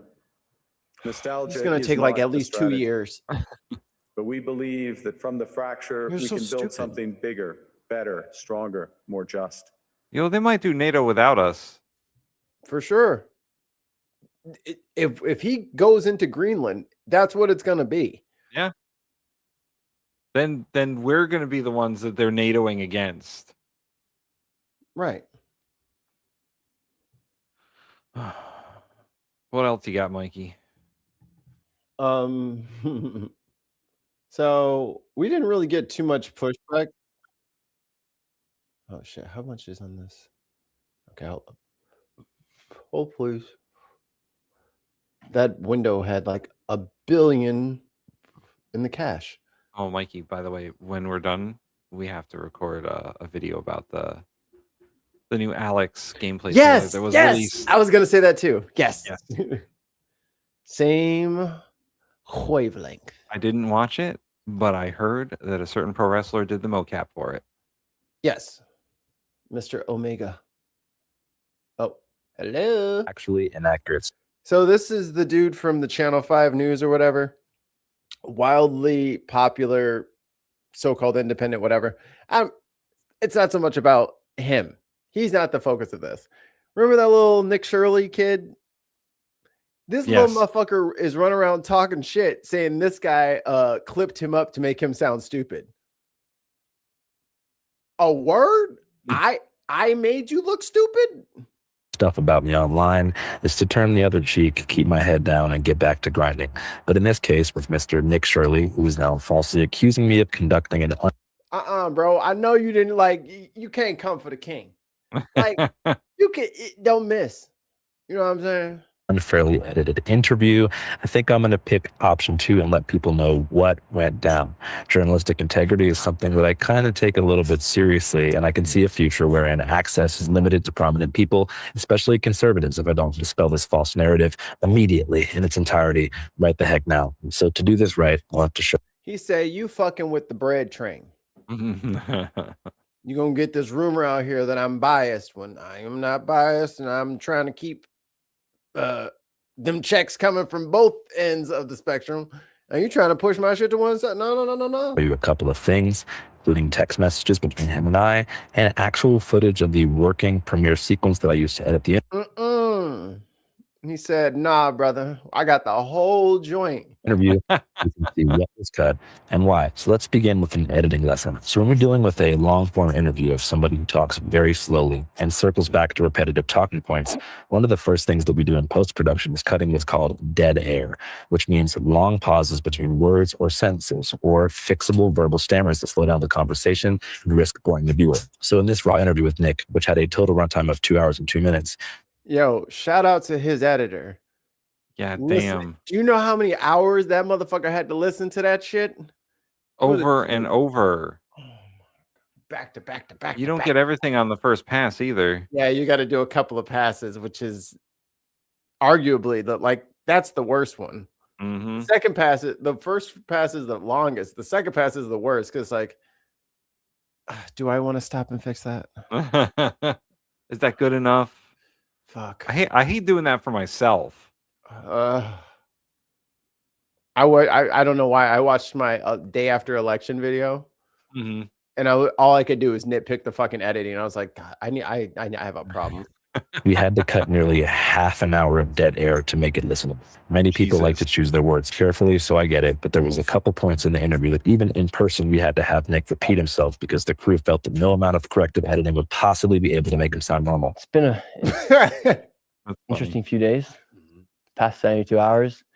My video on the expose of the fraud in Minnesota is the most viewed video ever, longer than 10 minutes. Other than Mr. Beast. Can you say the fraud in Minnesota again? Because you kind of stuttered. Yeah. Wait, are there going to be cuts in this or just going to be one take? Which will make it perfect. So if we ask for to say it again, it's just to make sure you say it perfectly. Oh, okay, yeah. Yeah. So, Aha, he's trying to trick me. Deceptively trick me. He wants to get my voice saying certain things so he can trick me. yeah. So my video on the fraud in Minnesota is the most viewed video ever by a creator, longer than 10 minutes, expose style, than anybody other than the name of Mr. Beast. So bear with me here. I'm going to show you the raw footage, and we'll see how, with the magic of editing, we were able to make Nick sound actually. Isn't me his audio sound like absolute butt? Yeah, it sounds like he's doing it from like a fucking bus or an airplane or He's something. got it, yeah, and he's got the thing in there, and he's like, "Oh, I'll just cancel out the noise." You didn't get all of it because there's just something very tangy on your voice there, sir. Smarter and faster. I don't know. He's probably he's going to the basement in Altadena. Than he was in person. Check this out. How does that make you feel, like gratification-wise, as an independent journalist? Well, I think it's the first video you've seen in a long time where a journalist actually went and created a video that created a change instantaneously. For instance, you had the HHS, Health and Human Services. They froze all funding to childcare inside of Minnesota and then they're asking for businesses to prove that they are legit businesses before they give tax dollars to this is rough. These businesses that are not really businesses. How does that make you feel? Holy shit, brother. That took 14 seconds to say, yeah, it happened right away. We saw results right away. Yeah. No, I get it. Some people are long-winded. It's true, but boy, that's got to be a lot of editing just to get him to say one thing. Like gratification-wise, as an independent journalist? Well, I think it's the first video you've seen in a long time where a journalist actually went and created a video that created a change instantaneously. For instance, you had the Health and Human Services. They froze all funding to Bro, he helps you. Okay. See? This is what you do. This is what you get for being nice. Childcare inside of Minnesota, and then they're asking for businesses to prove that they are legit businesses before they give tax dollars to these businesses. So in that interview, we probably did that same thing as far as trimming dead air and splicing B-roll. No joke. probably 30 times, as you can see here on the timeline. And it was never to take him out of context, but to help him get his point across. We do this for every good faith interview or 5-cast we've conducted so far. From Hunter Biden, which had a raw runtime of 5 hours before being cut to 324. Oh my God. Editing 5 hours? No way, dude. Not happening. Never in a million years. I can, this is in the playlist. I'm dropping the playlist today. I'm giving it away, Tim. And then we're going to make a new one. Okay. We're going to jump forward here. To read these things. Yeah. The affordability is insane and people can't buy houses. And if we're talking about creating change, we need to let innovation prosper inside the United States. Yeah. And you're not seeing it. We're not seeing innovation. In fact, we're seeing fraudsters take our money. If you guys saw, the clip that did the most rounds was when Nick tried and failed to pronounce the word benevolent. Who do you think are the 3 most benevolent billionaires? What do you mean by the word benevolent? Just well-intentioned, positive billionaires who you think are creating, net positive societal progress. Trump, our president? Because he never said it right and said malevolent twice, there was no way to cut the dead air or trim the stammer. So we left it in. And personally, I don't think it's that big of a deal to not know that word. I mean, he is wearing a hoodie that is making fun of immigrants for their spelling errors, but benevolent has more syllables than learning, so I get it. But the comments on this clip were brutal, like actually genuinely mean, and it couldn't have felt good from his perspective to read these things. We're talking tens of thousands of people declaring this. Well, maybe don't fucking stick your neck out there in the public there waters, huh? Oh, y'all can just shit on every single person. Every single person, you can just shit on them and it's fine. As soon as somebody says something, oh my God, the pearl clutching. Get out of Mikey, here. I think that people are having a hard time understanding what the cut video is about. Like, why did he have to make this video? Why did who have? Which he are you talking about? Nick. Why is he making this video now? Yeah. Because the dude's talking shit. Yeah, about what though? Like, if people are not understanding. He deceptively edited him to make him sound stupid. Okay. And we just heard him sound stupid all on his own. This guy is retarded, which he's not. But there are some moments in the interview that even with dead air trimmed for speed, Nick does not give his best performance, particularly when blaming immigrants for rising rent prices. It's just simple supply and demand. If you have 20 million people who need to come and buy a house or rent an apartment, and you have other people who need it, you're going to raise the prices. Suggesting that Muslim Americans keep multiple wives in private while dismissing the association with his own religion, Mormonism, and polygamy as just a harmful stereotype. As far as the wives go, that's not a thing in Utah. It's not a thing in Utah. That's a negative stereotype. TLC says differently. Negative stereotype. Legally, it's not allowed in Utah. It's against the law in Utah. They're just friends that live in the house. Yeah, but legally, Utah doesn't allow it anymore. They used to. They don't anymore. Right. Yeah. And they all got divorces. Right. As soon as they change the law. I'm just saying. Legally, Get off my Utah doesn't property. allow it. Get off my property. Get a warrant. Also confronting me about staying silent on the death of Charlie Kirk, while admitting that he consciously chose to not watch the video that I made in the immediate aftermath of it. And so I thought that was kind of messed up of you to not publicly denounce what happened to Charlie Kirk. I did. And I didn't even watch the interview because I didn't want to watch that. Well, you should watch it. I don't want to. Well, you should watch the video. So there's a reason why I'm showing this. This motherfucker just testified in front of Congress. The kid in the hoodie? Yes. Like for what? You'll see For tonight, the you'll see for the tonight fraud on thing? You'll see tonight on Oh my Unboxed. god. Oh my So god. this kid, as goofy as y'all might, as non-serious as he appears and what he actually is, he is affecting. There is a wave of ICE agents because of his video.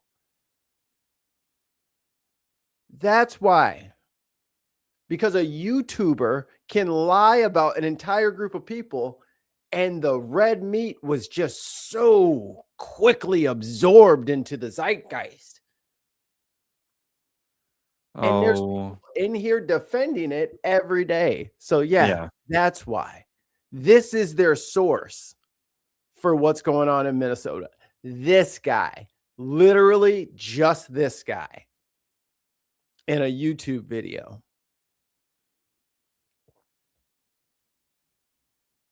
Because I say some stuff in it. Okay, cool. None of these moments were a very good look for Nick, but I did not engineer them that way. And if I was a betting man, I would suggest that much of the hostility displayed toward him in the comments is because his reporting, which was signal boosted by Trump and his cronies, has been a driving factor in ICE's decision to escalate their presence in Minneapolis.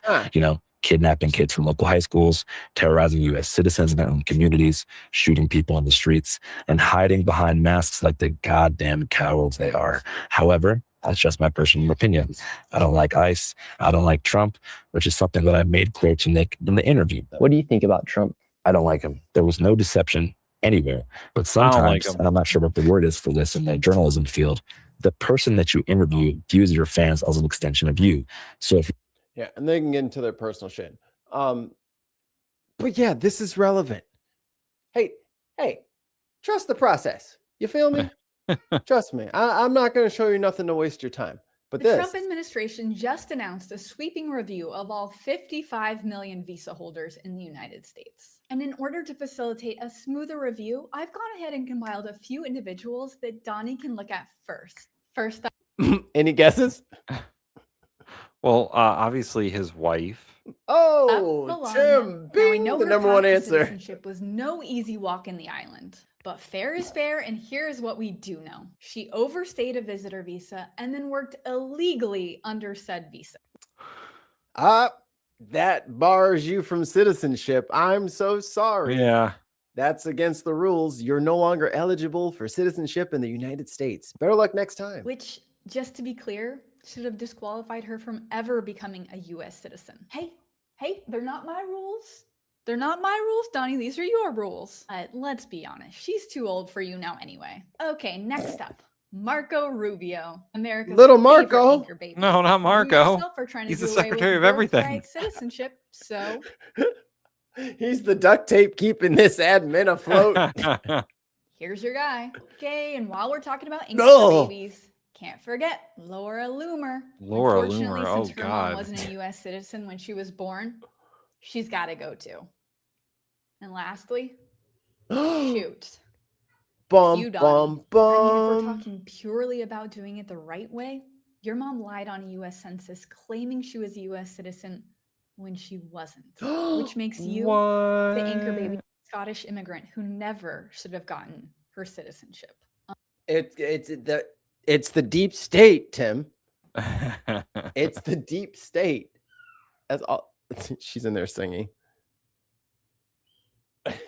She's singing the Deep State song. Yes, she loves it. So with ICE, the ICE Gestapo marching through the streets of America. Remember in Chicago when they shot that lady? Trump's father and two good. Yeah. 100%. Yes. They said she tried to ram their vehicle, and there was a convoy of 10 vehicles in the construction side and the whole 60 Minutes overtime. Hey. Maybe we can work something out then. This week on 60 Minutes, we reported on President Trump's come mass instead. deportation campaign. And Trump stays here, we go there. Okay. American cities. We went to Minneapolis, where immigration agents continue operations despite local opposition.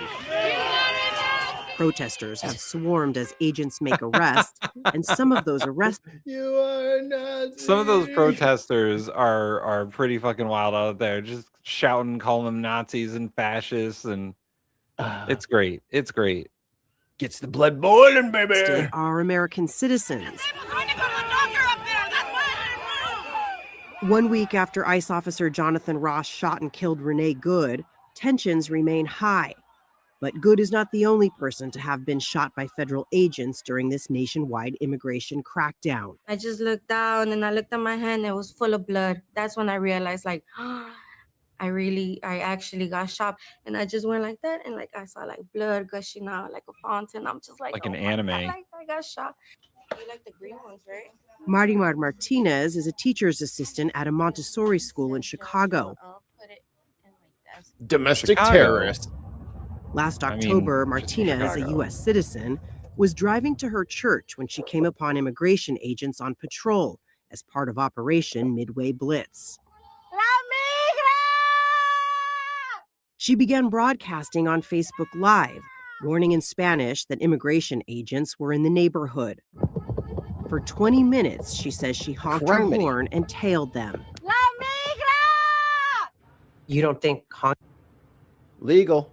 Yeah. and following for 20 minutes is Or if you want to get her for a traffic offense, call the cops.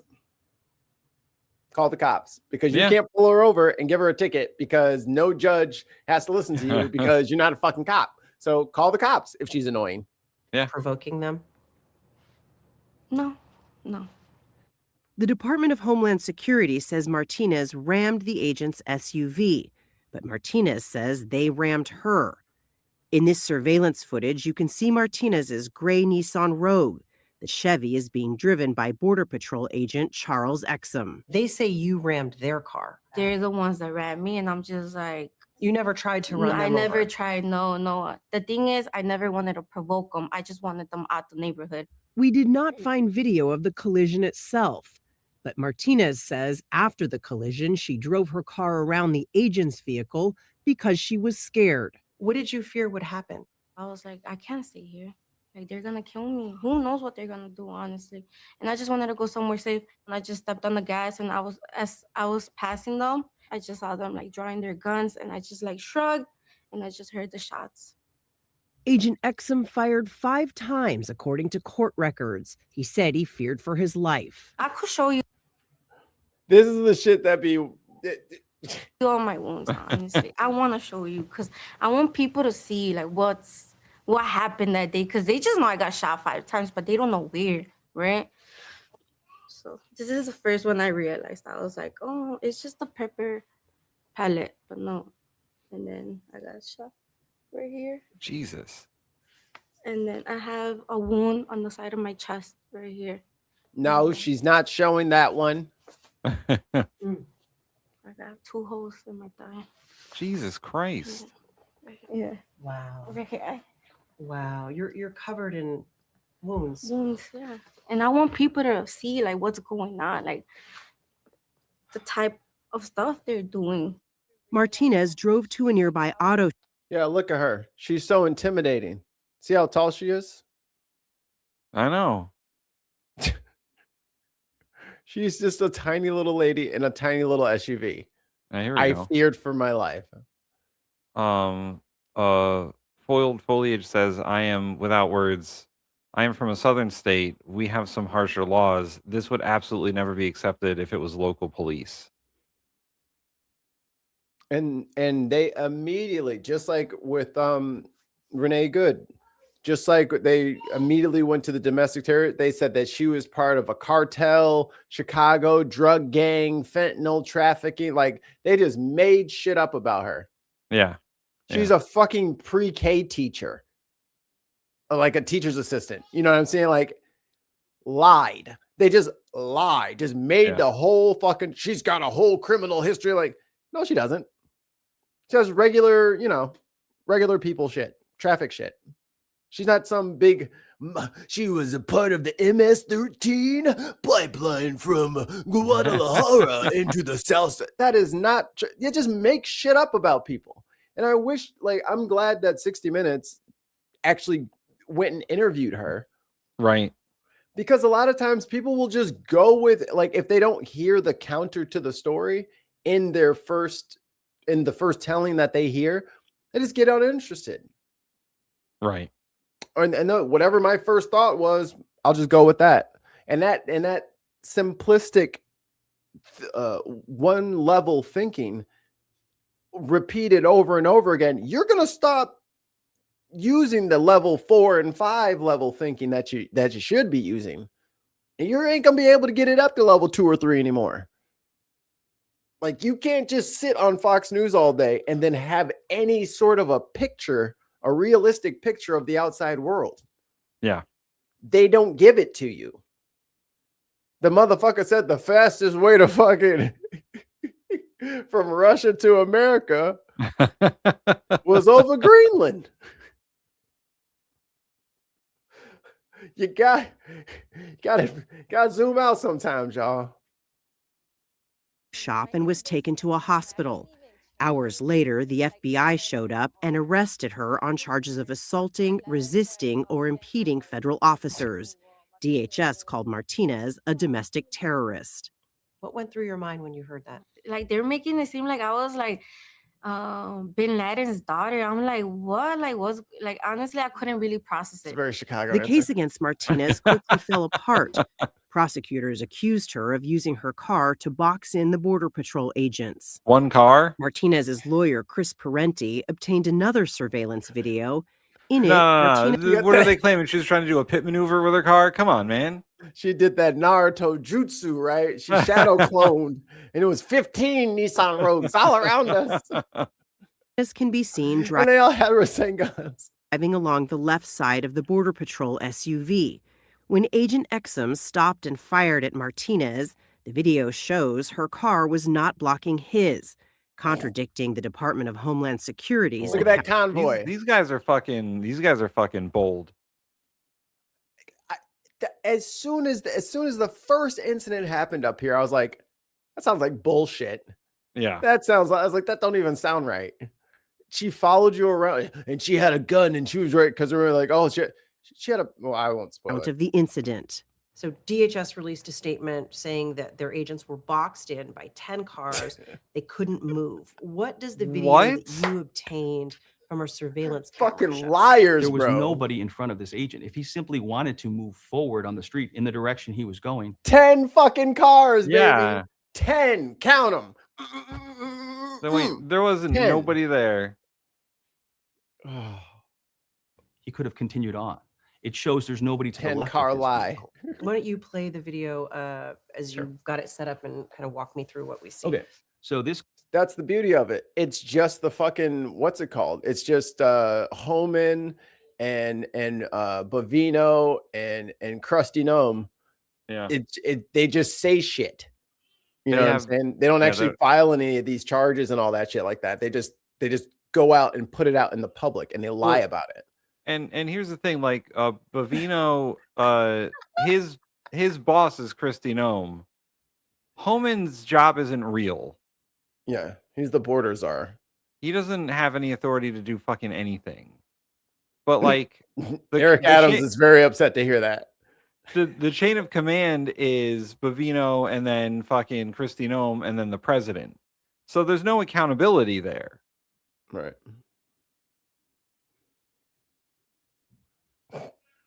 Construction barrier that you see here, that is where eventually you're going to see the hood of the agent's car stop.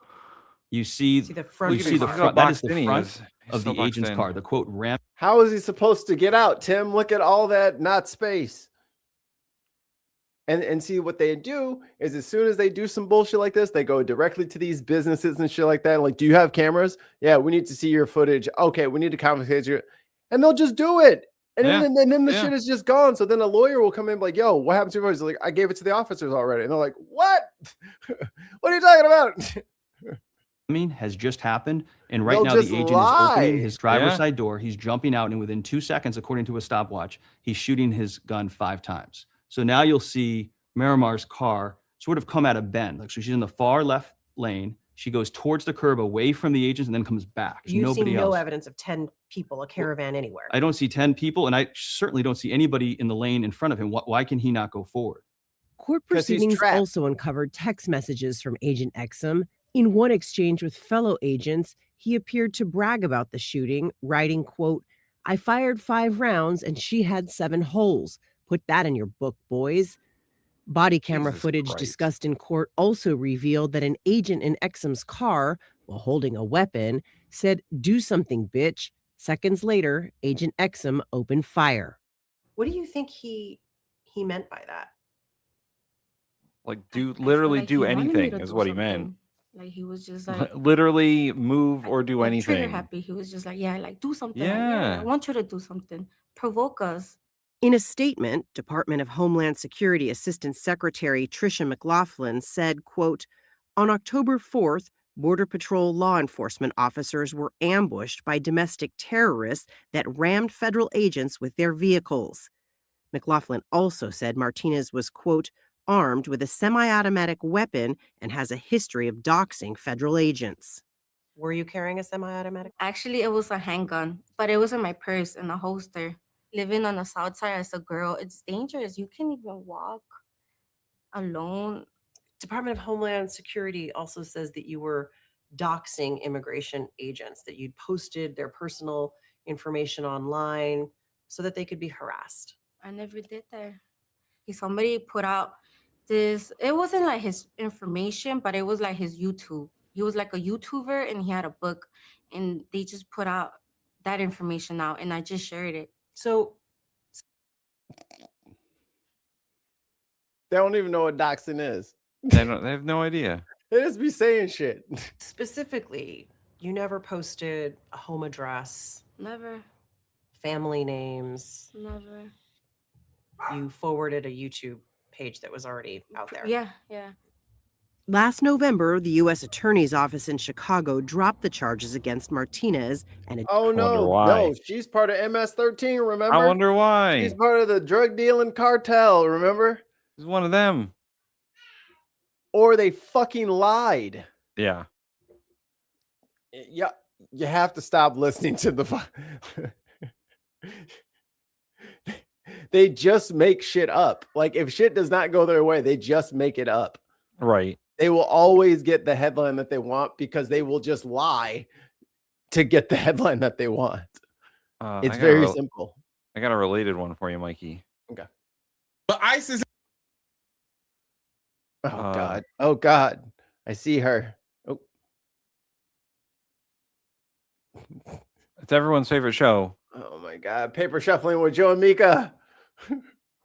All right, to the other big story we're following this morning that broke late yesterday, an internal Customs Enforcement memo obtained by the Associated Press shows ICE officials, officers, and agents, they can forcibly enter homes of people subject to deportation without warrants signed by judges. Now, the memo from acting ICE Director Todd Lyons, shared by whistleblowers with Democratic Senator Richard Blumenthal, is dated May 12th. It authorizes agents to forcibly enter homes using only an administrative warrant instead of a warrant from a judge when a person has a final order of removal. This reflects, of course, a major departure from the longstanding practice of requiring judge-signed warrants. So if you're wondering why ICE agents are going house to house and fucking knocking on people's doors being like, are you from this country? It's because DHS said they could. DHS needs to talk to DOJ. Yeah.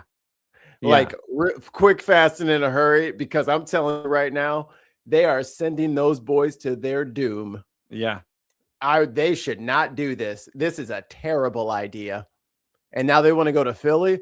Oh my God. You better not try that shit in Philly. Fucking kicking in fucking doors. Oh, Right. Hey, if you're in ICE and you're watching this show somehow, fucking quit, brother. Do not do it. Don't listen to them. They are setting you up. Yeah, man. What I don't the know. fuck? I don't know why you'd want to do that and then go to Philly, because like Philly, they burned their city down because their sports team won. Yeah, they were happy. So I'm gonna refresh. God only knows what they're going to do if they're angry. To enter homes, it also is a clear Fourth Amendment violation. The memo also instructs agents to knock and announce, state their identity and purpose, give occupants time to comply, avoid entries before 6 a.m. or after 10 p.m., and to only use, quote, necessary and reasonable 1%. force. The whistleblowers say it was secretively rolled out, shown only to select officials, and verbally briefed to others. According to the group, Whistleblower Aid, quote, Together, our clients are aware of multiple DHS employees who faced retaliation for expressing their concerns and or disagreement with the May 12th memo's policy change, likely constituting prohibited personnel practices. One client is aware of a seasoned government instructor tasked with teaching this new doctrine who chose to resign rather than be forced to teach what they understood to be unlawful. In response, a Disobey DHS unlawful spokesperson defended the orders. That's That what is I your mean. duty. Listen, That is your duty in the military. You are to disobey unlawful orders. I mean, that dude did the right thing. They told him to do it. He said no, and he's like, I'm out of here. You should have stayed and just refused to do it. That's the other thing. Like, I get that people are resigning instead of doing things. No, block that shit up. Like, don't leave your position. Just obstruct. Make Well, a that lot of shit run times- backwards. A lot of times, like, it's different for the prosecutors. I think them blocking it up is them resigning because they would themselves be forced to do things unless they resigned. But yeah, these Just don't show up for work for a week. You know what I'm saying? Just do. Well, then it forces them to find someone else who will do it, and then if Right, enough but they got to people- have you do it, and then you keep not showing up. You late and shit. Like, you be a bad employee at this. I'm saying, you know what I'm saying? Like, be fucking shitty. Everybody has worked with the guy who never, ever gets his shit together. He is always on a final, about to get written up and fucking be out. He lives on that edge. Be that guy.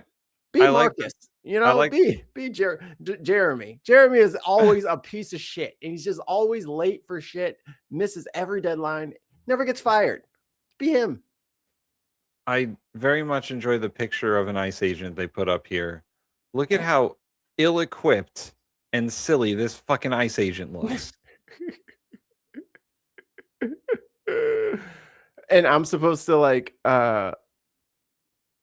who would look at that person and be like, that's a professional? Right. His body cam is his fucking cell phone. And also he is masked. There's no name. There's no uniform. This is all civilian shit.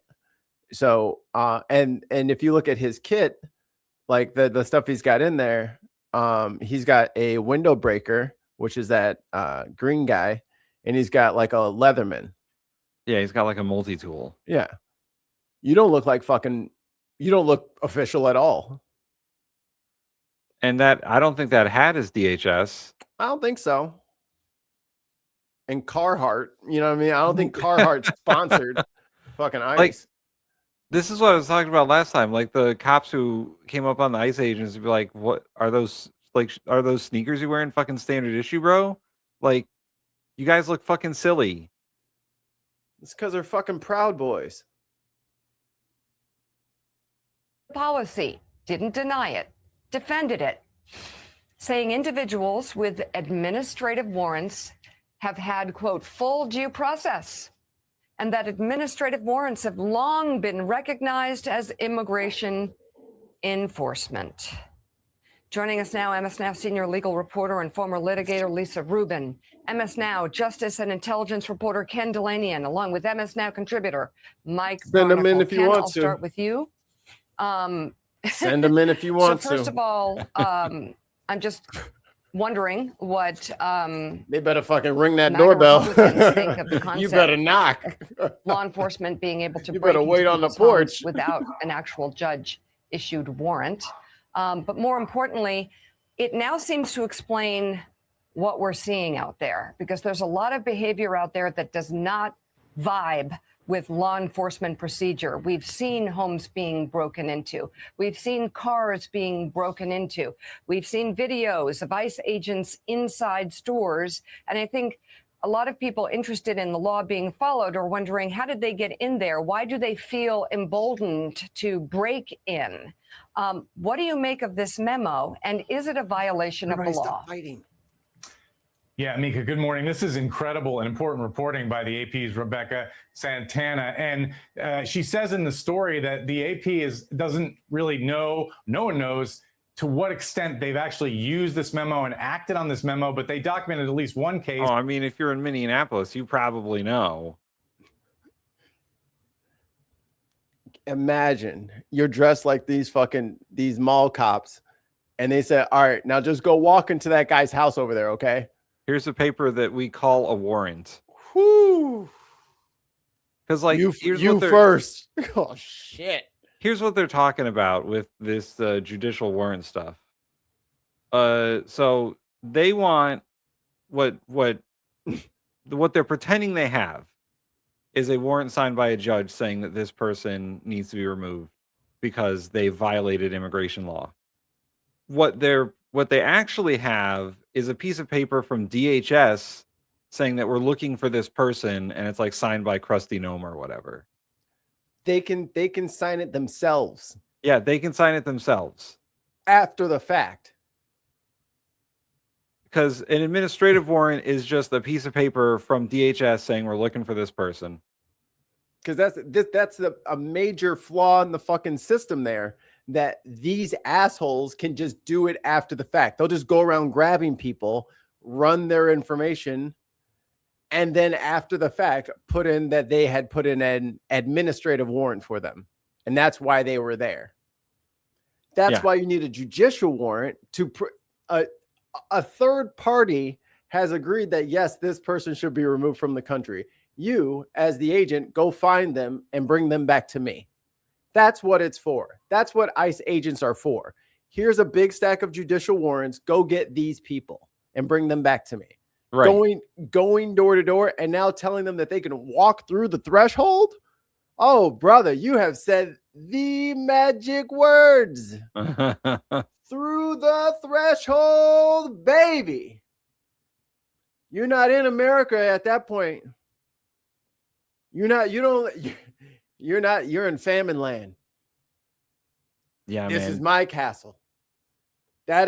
You cannot walk into people's houses. You have no legal protections. I don't care what Krusty Gnome says.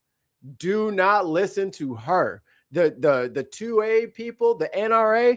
Oh, this is this is biblical for them. This is easy law. Been backed up by precedent a half dozen times probably in the last 5 years. Oh yeah, they do this in one of those fucking stand your ground states. If it's not stand your ground, it's the castle doctrine. Yep. You are the king of your land. Yep. Whether that's your apartment or your house or your literal castle, you are allowed to defend that castle with deadly force. You cannot tell these ICE agents to walk into homes. That is dangerous. Yeah, that would be, oh boy. Because they don't, they're so fucking high tech and they never go into the wrong house on accident. They're setting y'all up. Don't do it. Y'all gonna walk into one of the, I mean, there are some crazy people in this world. And you might go into their house. Because they told you Enrique was in there. So you're like, all right, we're looking for Enrique. That's the wrong house. And you done fucked up. You over the threshold. Do you want to listen to JD Vance talk in Minneapolis? Who?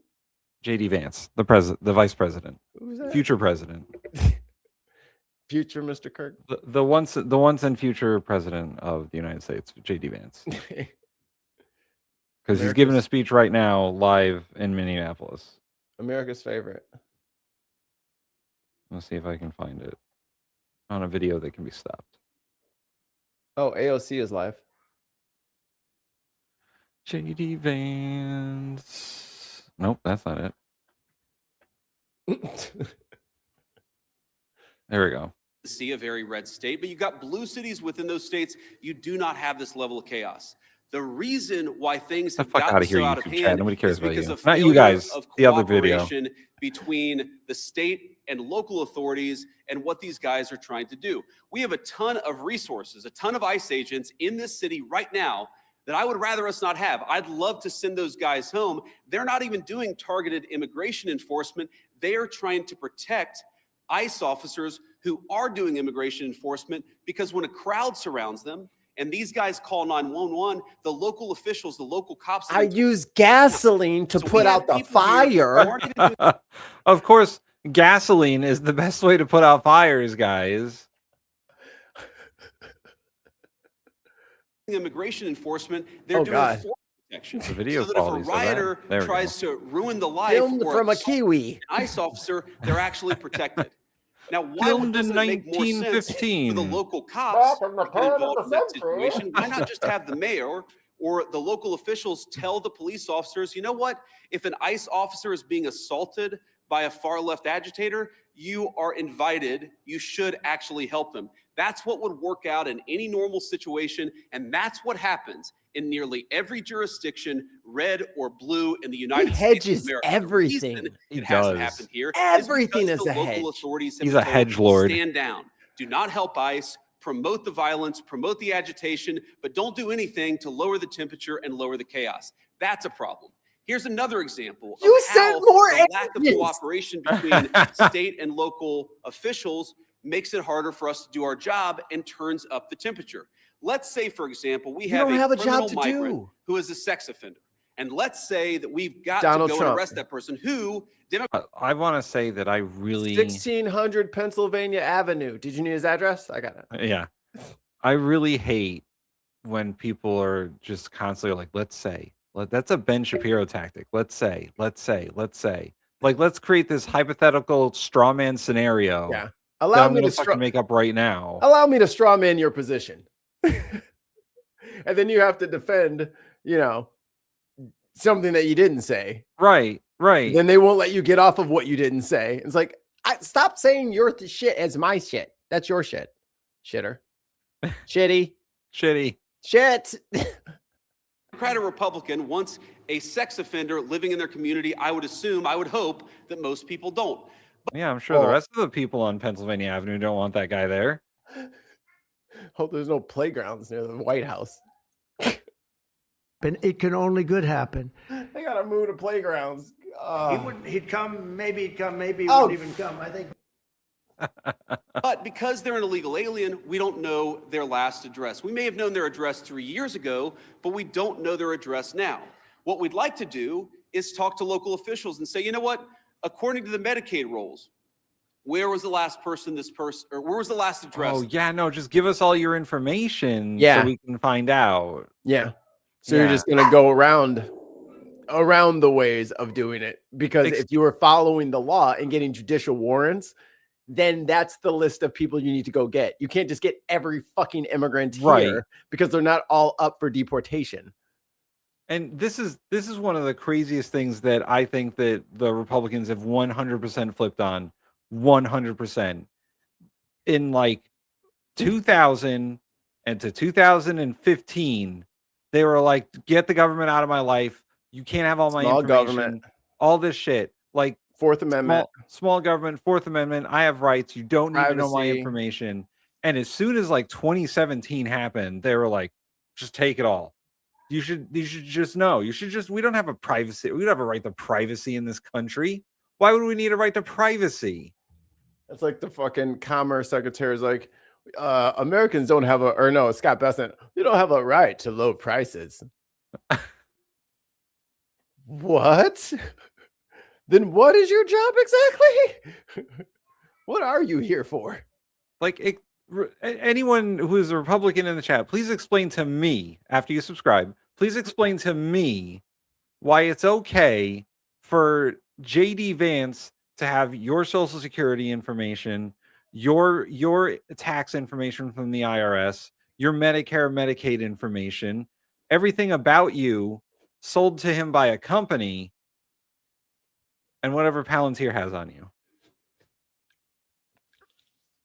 It's an app on the ICE agent's phone. Yeah. So they can look up anyone's shit.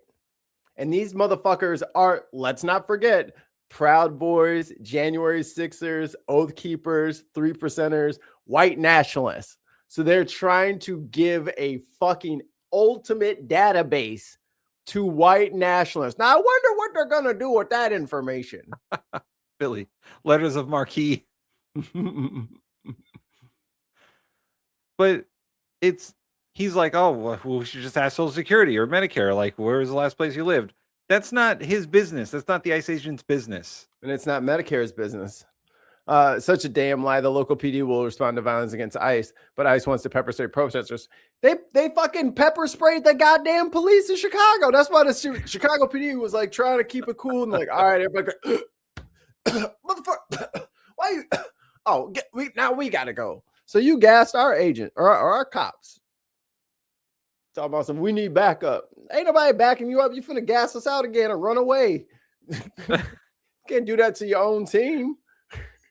And pocket sanded his own team and ran out the room. What the hell? Motherfucker shot that girl and fled to Maine. That's the motherfucker. And then you know, once again, they want to go to fucking Philadelphia and do that shit, and the Philadelphia cops are not about it. No. You don't want this smoke. You ain't gonna go to jail. They're like, you can walk in that house if you want to. I don't think you know what block you're on, but after you go get him. The chief of the Philadelphia police has already said we don't care. You don't want this smoke? Yeah, like don't come in here wearing a mask and don't come in here roughing people up because we don't care. So if there's anyone in the orbit of anyone in the Minneapolis, whatever, tell your city council to put an ordinance requiring all agents in the city limits to unmask. I don't know what's taking everybody so long, but every fucking municipality that has an ICE problem fucking put an ordinance in where you cannot drive a car wearing a mask. Because if they do that, guess what? Now the police, your PD, can pull them over and do whatever your governor wants you to do with them. Yeah. There are ways of dismantling this invasion if you would just use fucking Google, get some civics 101 lessons. You can use the bureaucracy to ICE's detriment, but you have to just do it city by city. Yeah. Minneapolis, St. Paul, get it together. Ordinance, pull them over, lock them up, all of them. You got jail space for them. 3,000, you can fit. Yeah. You can fit 3,000 in your jail. This person was domiciled, or according to a SNAP application, a food stamps application, maybe that could give us insight to where this person is today. Or maybe they had some local court trouble. We could go to the courthouse or even the local jail and try to find where this criminal sex offender is today. The local authorities have been told the Kiwi's getting hot. So these guys are trying to go out and enforce the law. They're trying to arrest Pipes are getting sex clogged offenders, over there. but they're trying to do it in an environment where local officials have been told, do not help them, do not too much grinder activity. Provide intelligence about where these sex The offenders servers might can't be. take it, This is Captain. disgraceful. And there are a lot of things that all of us could do better to lower the temperature. But the number one thing that I learned today is that the best way to facilitate reasonable enforcement of the law, but also to lower the chaos in Minneapolis, would be for state and local officials to cooperate. Now, I will say, No. on one final positive No. note, You should get judicial fucking warrants so that you actually knew where the fucking person was and you weren't just going fucking door to door. And you should listen to the state and local officials who say, get the fuck out. They said, get out. Comply first, right? That's what you always tell everybody. Comply first. Comply. Yeah. And once again, conservatives are all about fucking states' rights until they're not. Right. Right? Until they want to step on a blue state's rights. Right. Go. What happened? So you're telling me there's no undocumented people in Texas? Or Florida? I'm not saying that they should be targeted, but I'm just saying you kind of missed the border when you went all the way up to fucking what's it called? And again, I forget who it was who was talking about, so why are we looking at this Nick Shirley? Because look at fucking This Is Why. That's the propaganda arm of Mini-Me up here. No, I think I have to refresh. I'll be right back. Okay, he's gonna refresh. And my shit is crazy. F5. F5. Oh wait, wrong window. Municipality, but part of that F5. is they also want. Good. Now that he's gone, the power is mine. mine. Wait, take it for me. Where'd it go? Take it for me. What are you taking for you? Nothing. The spotlight. Not for you. I hesitated. Yeah, you did. I was trying to find the button, but they all moved over one, and I got lost. It's not being used as a weapon against them. Sometimes they tell people where they're going, and then they find out that their agents' faces are on the, on Reddit or on some social media thread. Good. Saying, here's this guy. We know he's going to be at this place at this exact time. So that communication has got to be a two-way street. These guys are going to communicate with business leaders, with local officials. Why don't you put a mask on then, JD? We also need the local and Put on a mask. state officials to do a good JV. job of protecting people when they're in their communities. We're not asking, by the way, we don't want any police officer in this community, in this state, to help us do immigration enforcement. We've got that. But if a protester shows up and that protester turns violent You just against our said, immigration I officers, want their help. we really And then need you the just said, cooperation we don't need their of our help. local partners. We haven't gotten it yet, but I think if we do, we really can lower the temperature. Yeah. Again, I hate that they don't put mics in the He's gaggle asking anymore. about the ICE memo about the warrants, the topic we just talked about. Excellent. Breaking timing. news. Yeah, so I saw that story, and the story is like so much that I read in the mainstream media, it's missing a whole lot of context, and when you appreciate the context, it makes sense. No one is saying, look, there are exceptions. For example, a crazy exception. He doesn't know. He doesn't know. Somebody Oh boy. is fired at from inside a house, they don't need a warrant to go inside that person's house. That's There not are about very not narrow what it's about, bro. exceptions. Allow me to build this straw man right in Where front law of you. enforcement officers don't need a warrant if, for example, they're an arms. imminent threat of their lives. But what we've said and what ICE has proposed, what the Department of Homeland Security really has proposed in the Department of Justice, is that we can get in the Department of Justice is that we can get administrative warrants to enforce administrative immigration law. Now, it's possible, Nope. I guess, that the Can't courts do will that. say no, and Sorry. of course, if the courts say no, we would follow that law. But nobody is talking about doing immigration enforcement without a warrant. We're talking about different See? types of And- warrants that exist in our system. Typically, what happens, not Nope. always, but typically, He's that's just not how fucking it works. lying. He's just fucking lying. If you only knew how ridiculous that statement is, you wouldn't have said it. Again, judicial warrant means that that person has overstayed. Their due process is up. It's time. ICE agents, go pick up this person, bring them to me. They need to get deported. That's a judicial warrant. That's why people were saying in the very beginning of this, they need to show you a signed judicial warrant. This administrative shit, these motherfucker, one dude in the SUV can write the administrative ones for everybody. Yeah. And then they just rotate it. But It's not proper law enforcement. It is fishing. This is what they're doing. I'll write it and we'll do it live. It's a fishing expedition. Yeah. in the immigration system, those are handled by administrative law judges. So we're talking about getting warrants from those administrative law judges. And then, of course, with other cases, you get judges or you get warrants from a judge. That's very consistent with the practice of American law. I'm sure the courts will weigh in on that, but we're never going to enter somebody's house without some kind of a warrant, unless, of course, somebody's firing on an officer or they have to do something in order to protect Yeah, how many themselves. officers have been fired on?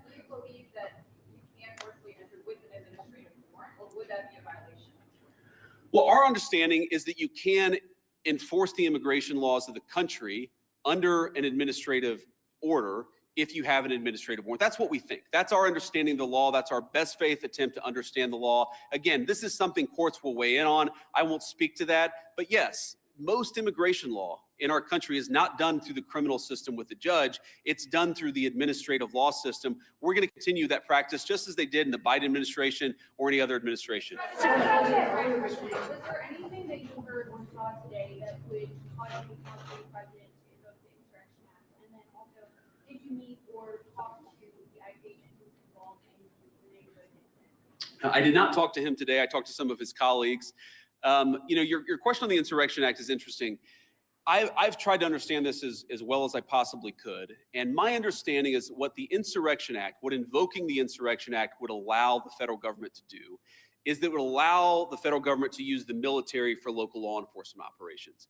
Right now, we don't think that we need that. Now, the president could change his mind. Of course, things could get worse. But right now, we think that federal law enforcement officers can do the job of federal law enforcement. Now, what I do worry about, again, is if the chaos gets worse, if more and more ICE agents start getting assaulted, if other law enforcement officers start getting assaulted, that would be a real problem. But again, we have so much federal law enforcement resources here right now. We have so many people here that we do not want to have here.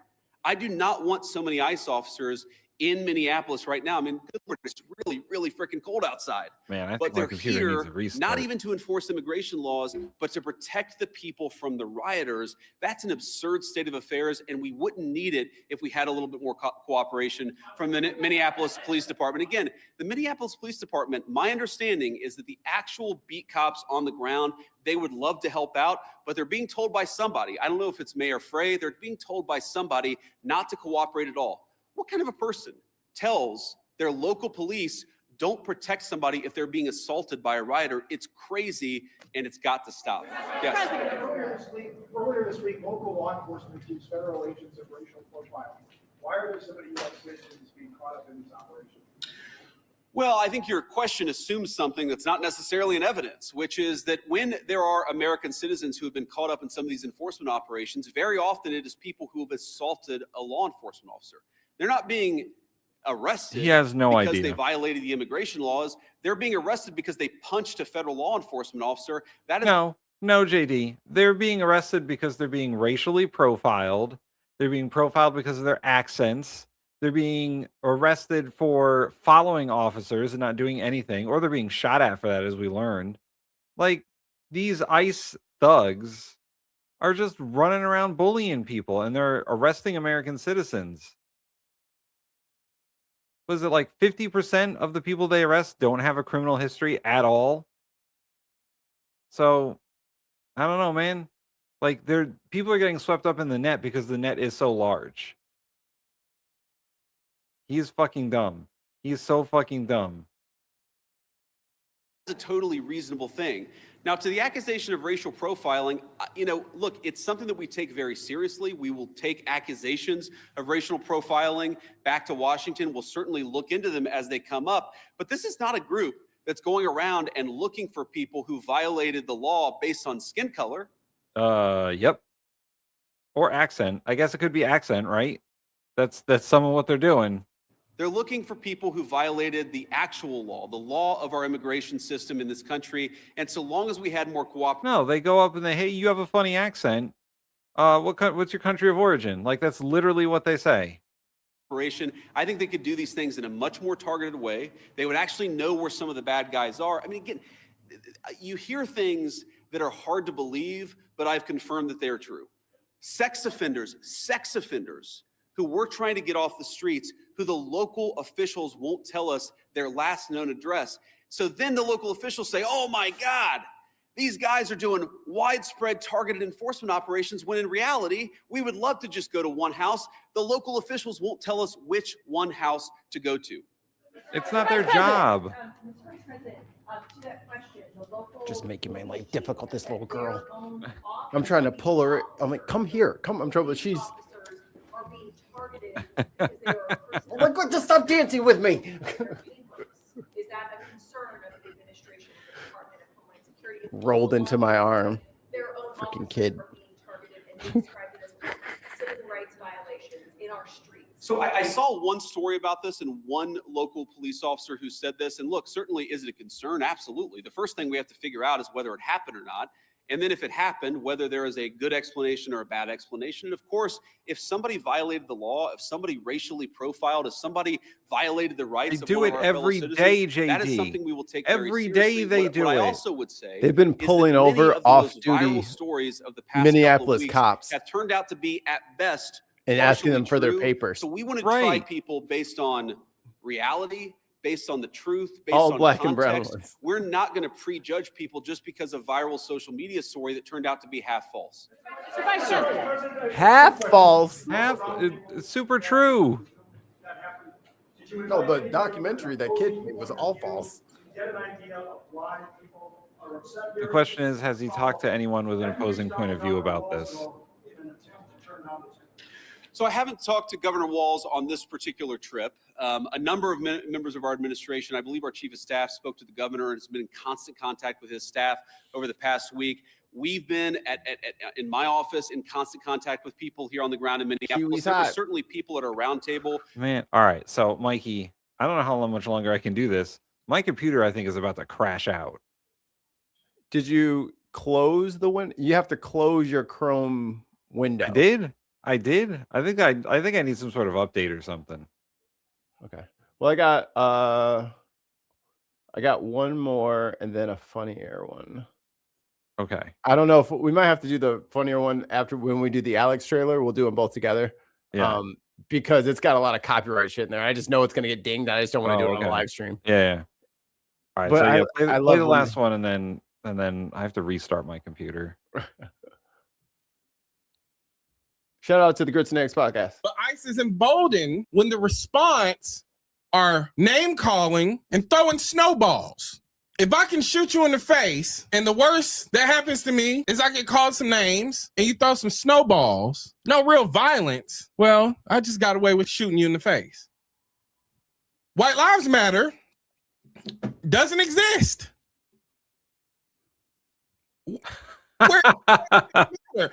Where's the White Lives Matter crowd? When it was Black Lives Matter, it was White Lives Matter. It was All Lives Matter. Where are the All Lives Matter people? Where's the outrage? The only outrage I'm seeing is from white leftist women online, white leftist people in general. And then that outrage turns to finger pointing that black people aren't being loud enough. I seen a tweet. Okay, black people, you've proved your point. Now can you come help out? Yeah, Mikey, you're not being loud enough. Touch the stove. I said it too many times. Touch the stove. Touch the stove. You think darkness is your ally?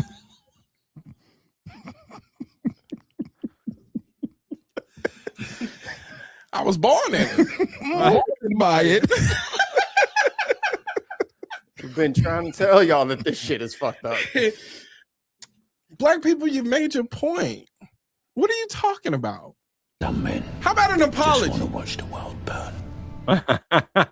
Do y'all ever think to do that? No, because white people don't know how to apologize because they don't see anything that they've done as wrong. And this is the crossroads we come to the point. Now, you're going to make it seem like it's us causing and creating division while you stood by and watch us get murdered. From 2014 to 2020, Jesus, you couldn't go a week without seeing one of us get killed on TV. And we had to internalize that pain. How many times did the Rodney King take place over and over in the 90s?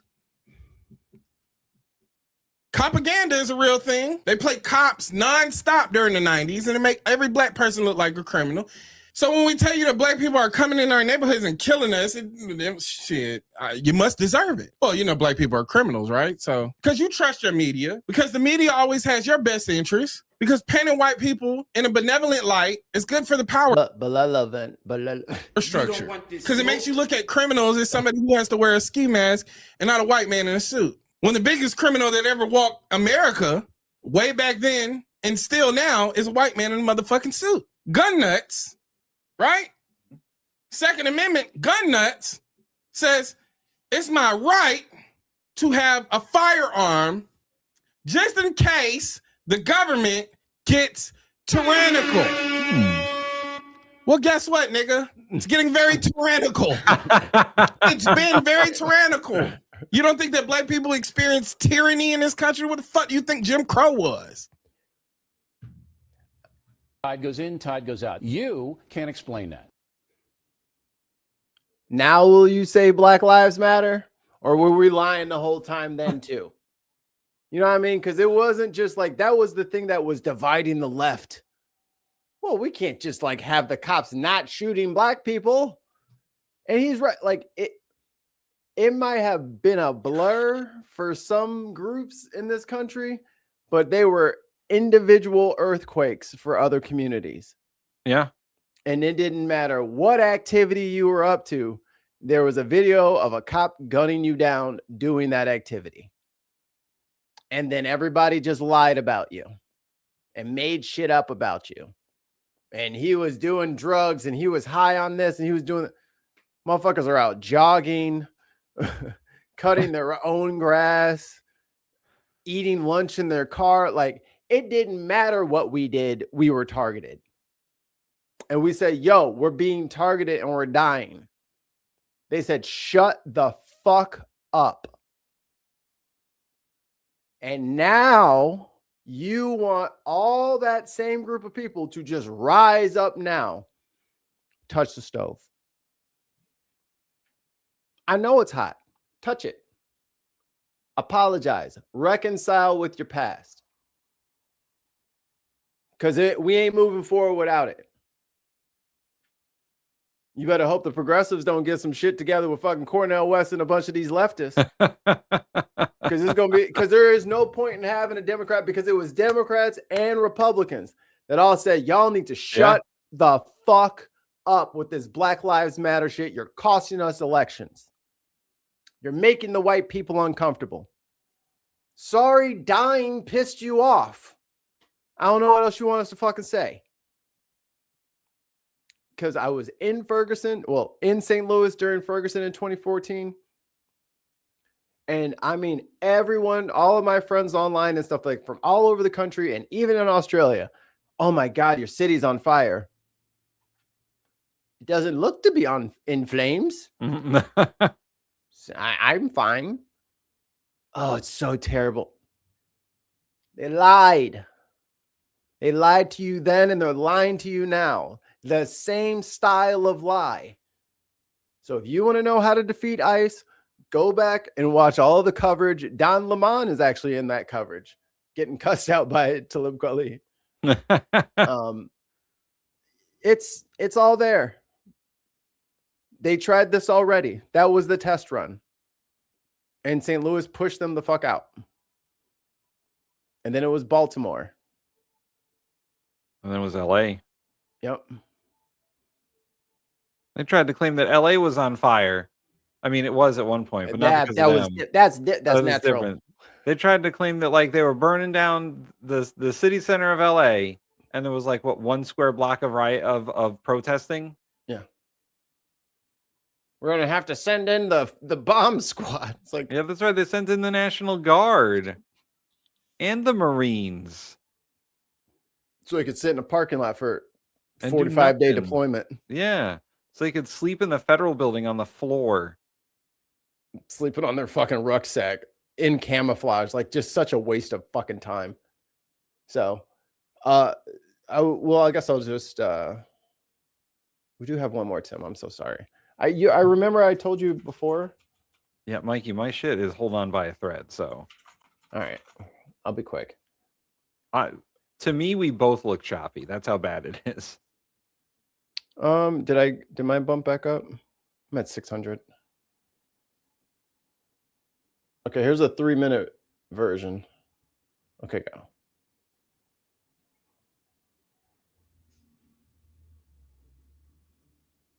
All we say to America. Oh yeah, and no disrespect, but MLK has to be at 1.5 speed. It is mandatory. He just sounds better that way. America is be true to what you said on paper. If I lived in China or even Russia or any totalitarian country, maybe I could understand some of these illegal injunctions. Maybe I could understand the denial of certain basic First Amendment privileges because they haven't committed themselves to that over there. But somewhere I read of the freedom of assembly. Somewhere I read of the freedom of speech. Somewhere I read of the freedom of press. Somewhere I read that the greatness of America is the right to protest far right.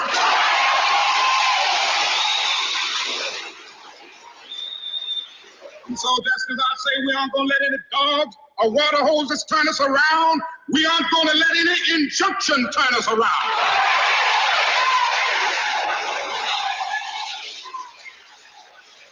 Well, I don't know what will happen now. We've got some difficult days ahead. But it really doesn't matter with me now because I've been to the mountaintop. I don't mind.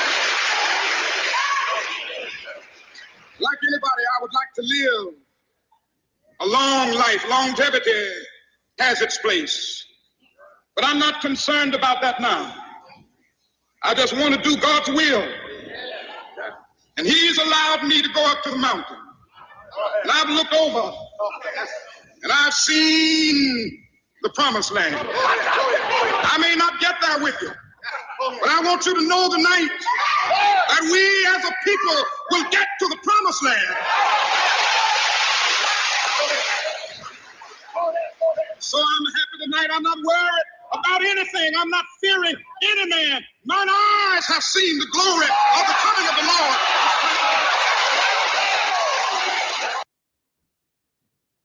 Oh, there before. There's more. Oh yeah. Mm-hmm. So we've been here already. The next part after the Million Man March was supposed to be oh fuck, what was that? The Poor People's Campaign. Yes. Which was going to be about class enlightenment and class awareness and getting the money spread out in this bitch. We were going that way until we weren't. And now you're all addicted with fighting with each other.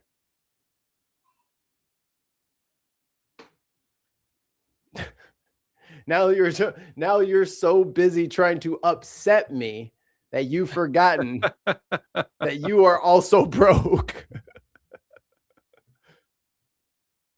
Yeah. All right. That's it. Yep. Done. We'll see you tonight for Unboxed. Unboxed. And yeah, like and subscribe. Patreon.com/TheBinPodcast. Hit all the buttons. We're almost there. We're almost to 1,000 subscribers. So subscribe if you haven't. Please and thank you. Friends. Countrymen. Your data, dumbass. We will see you. We will see you tonight. Yeah, 9 p.m. Eastern Standard Time. All right. Love you guys. Drink your meek. Drink your meek. Meek.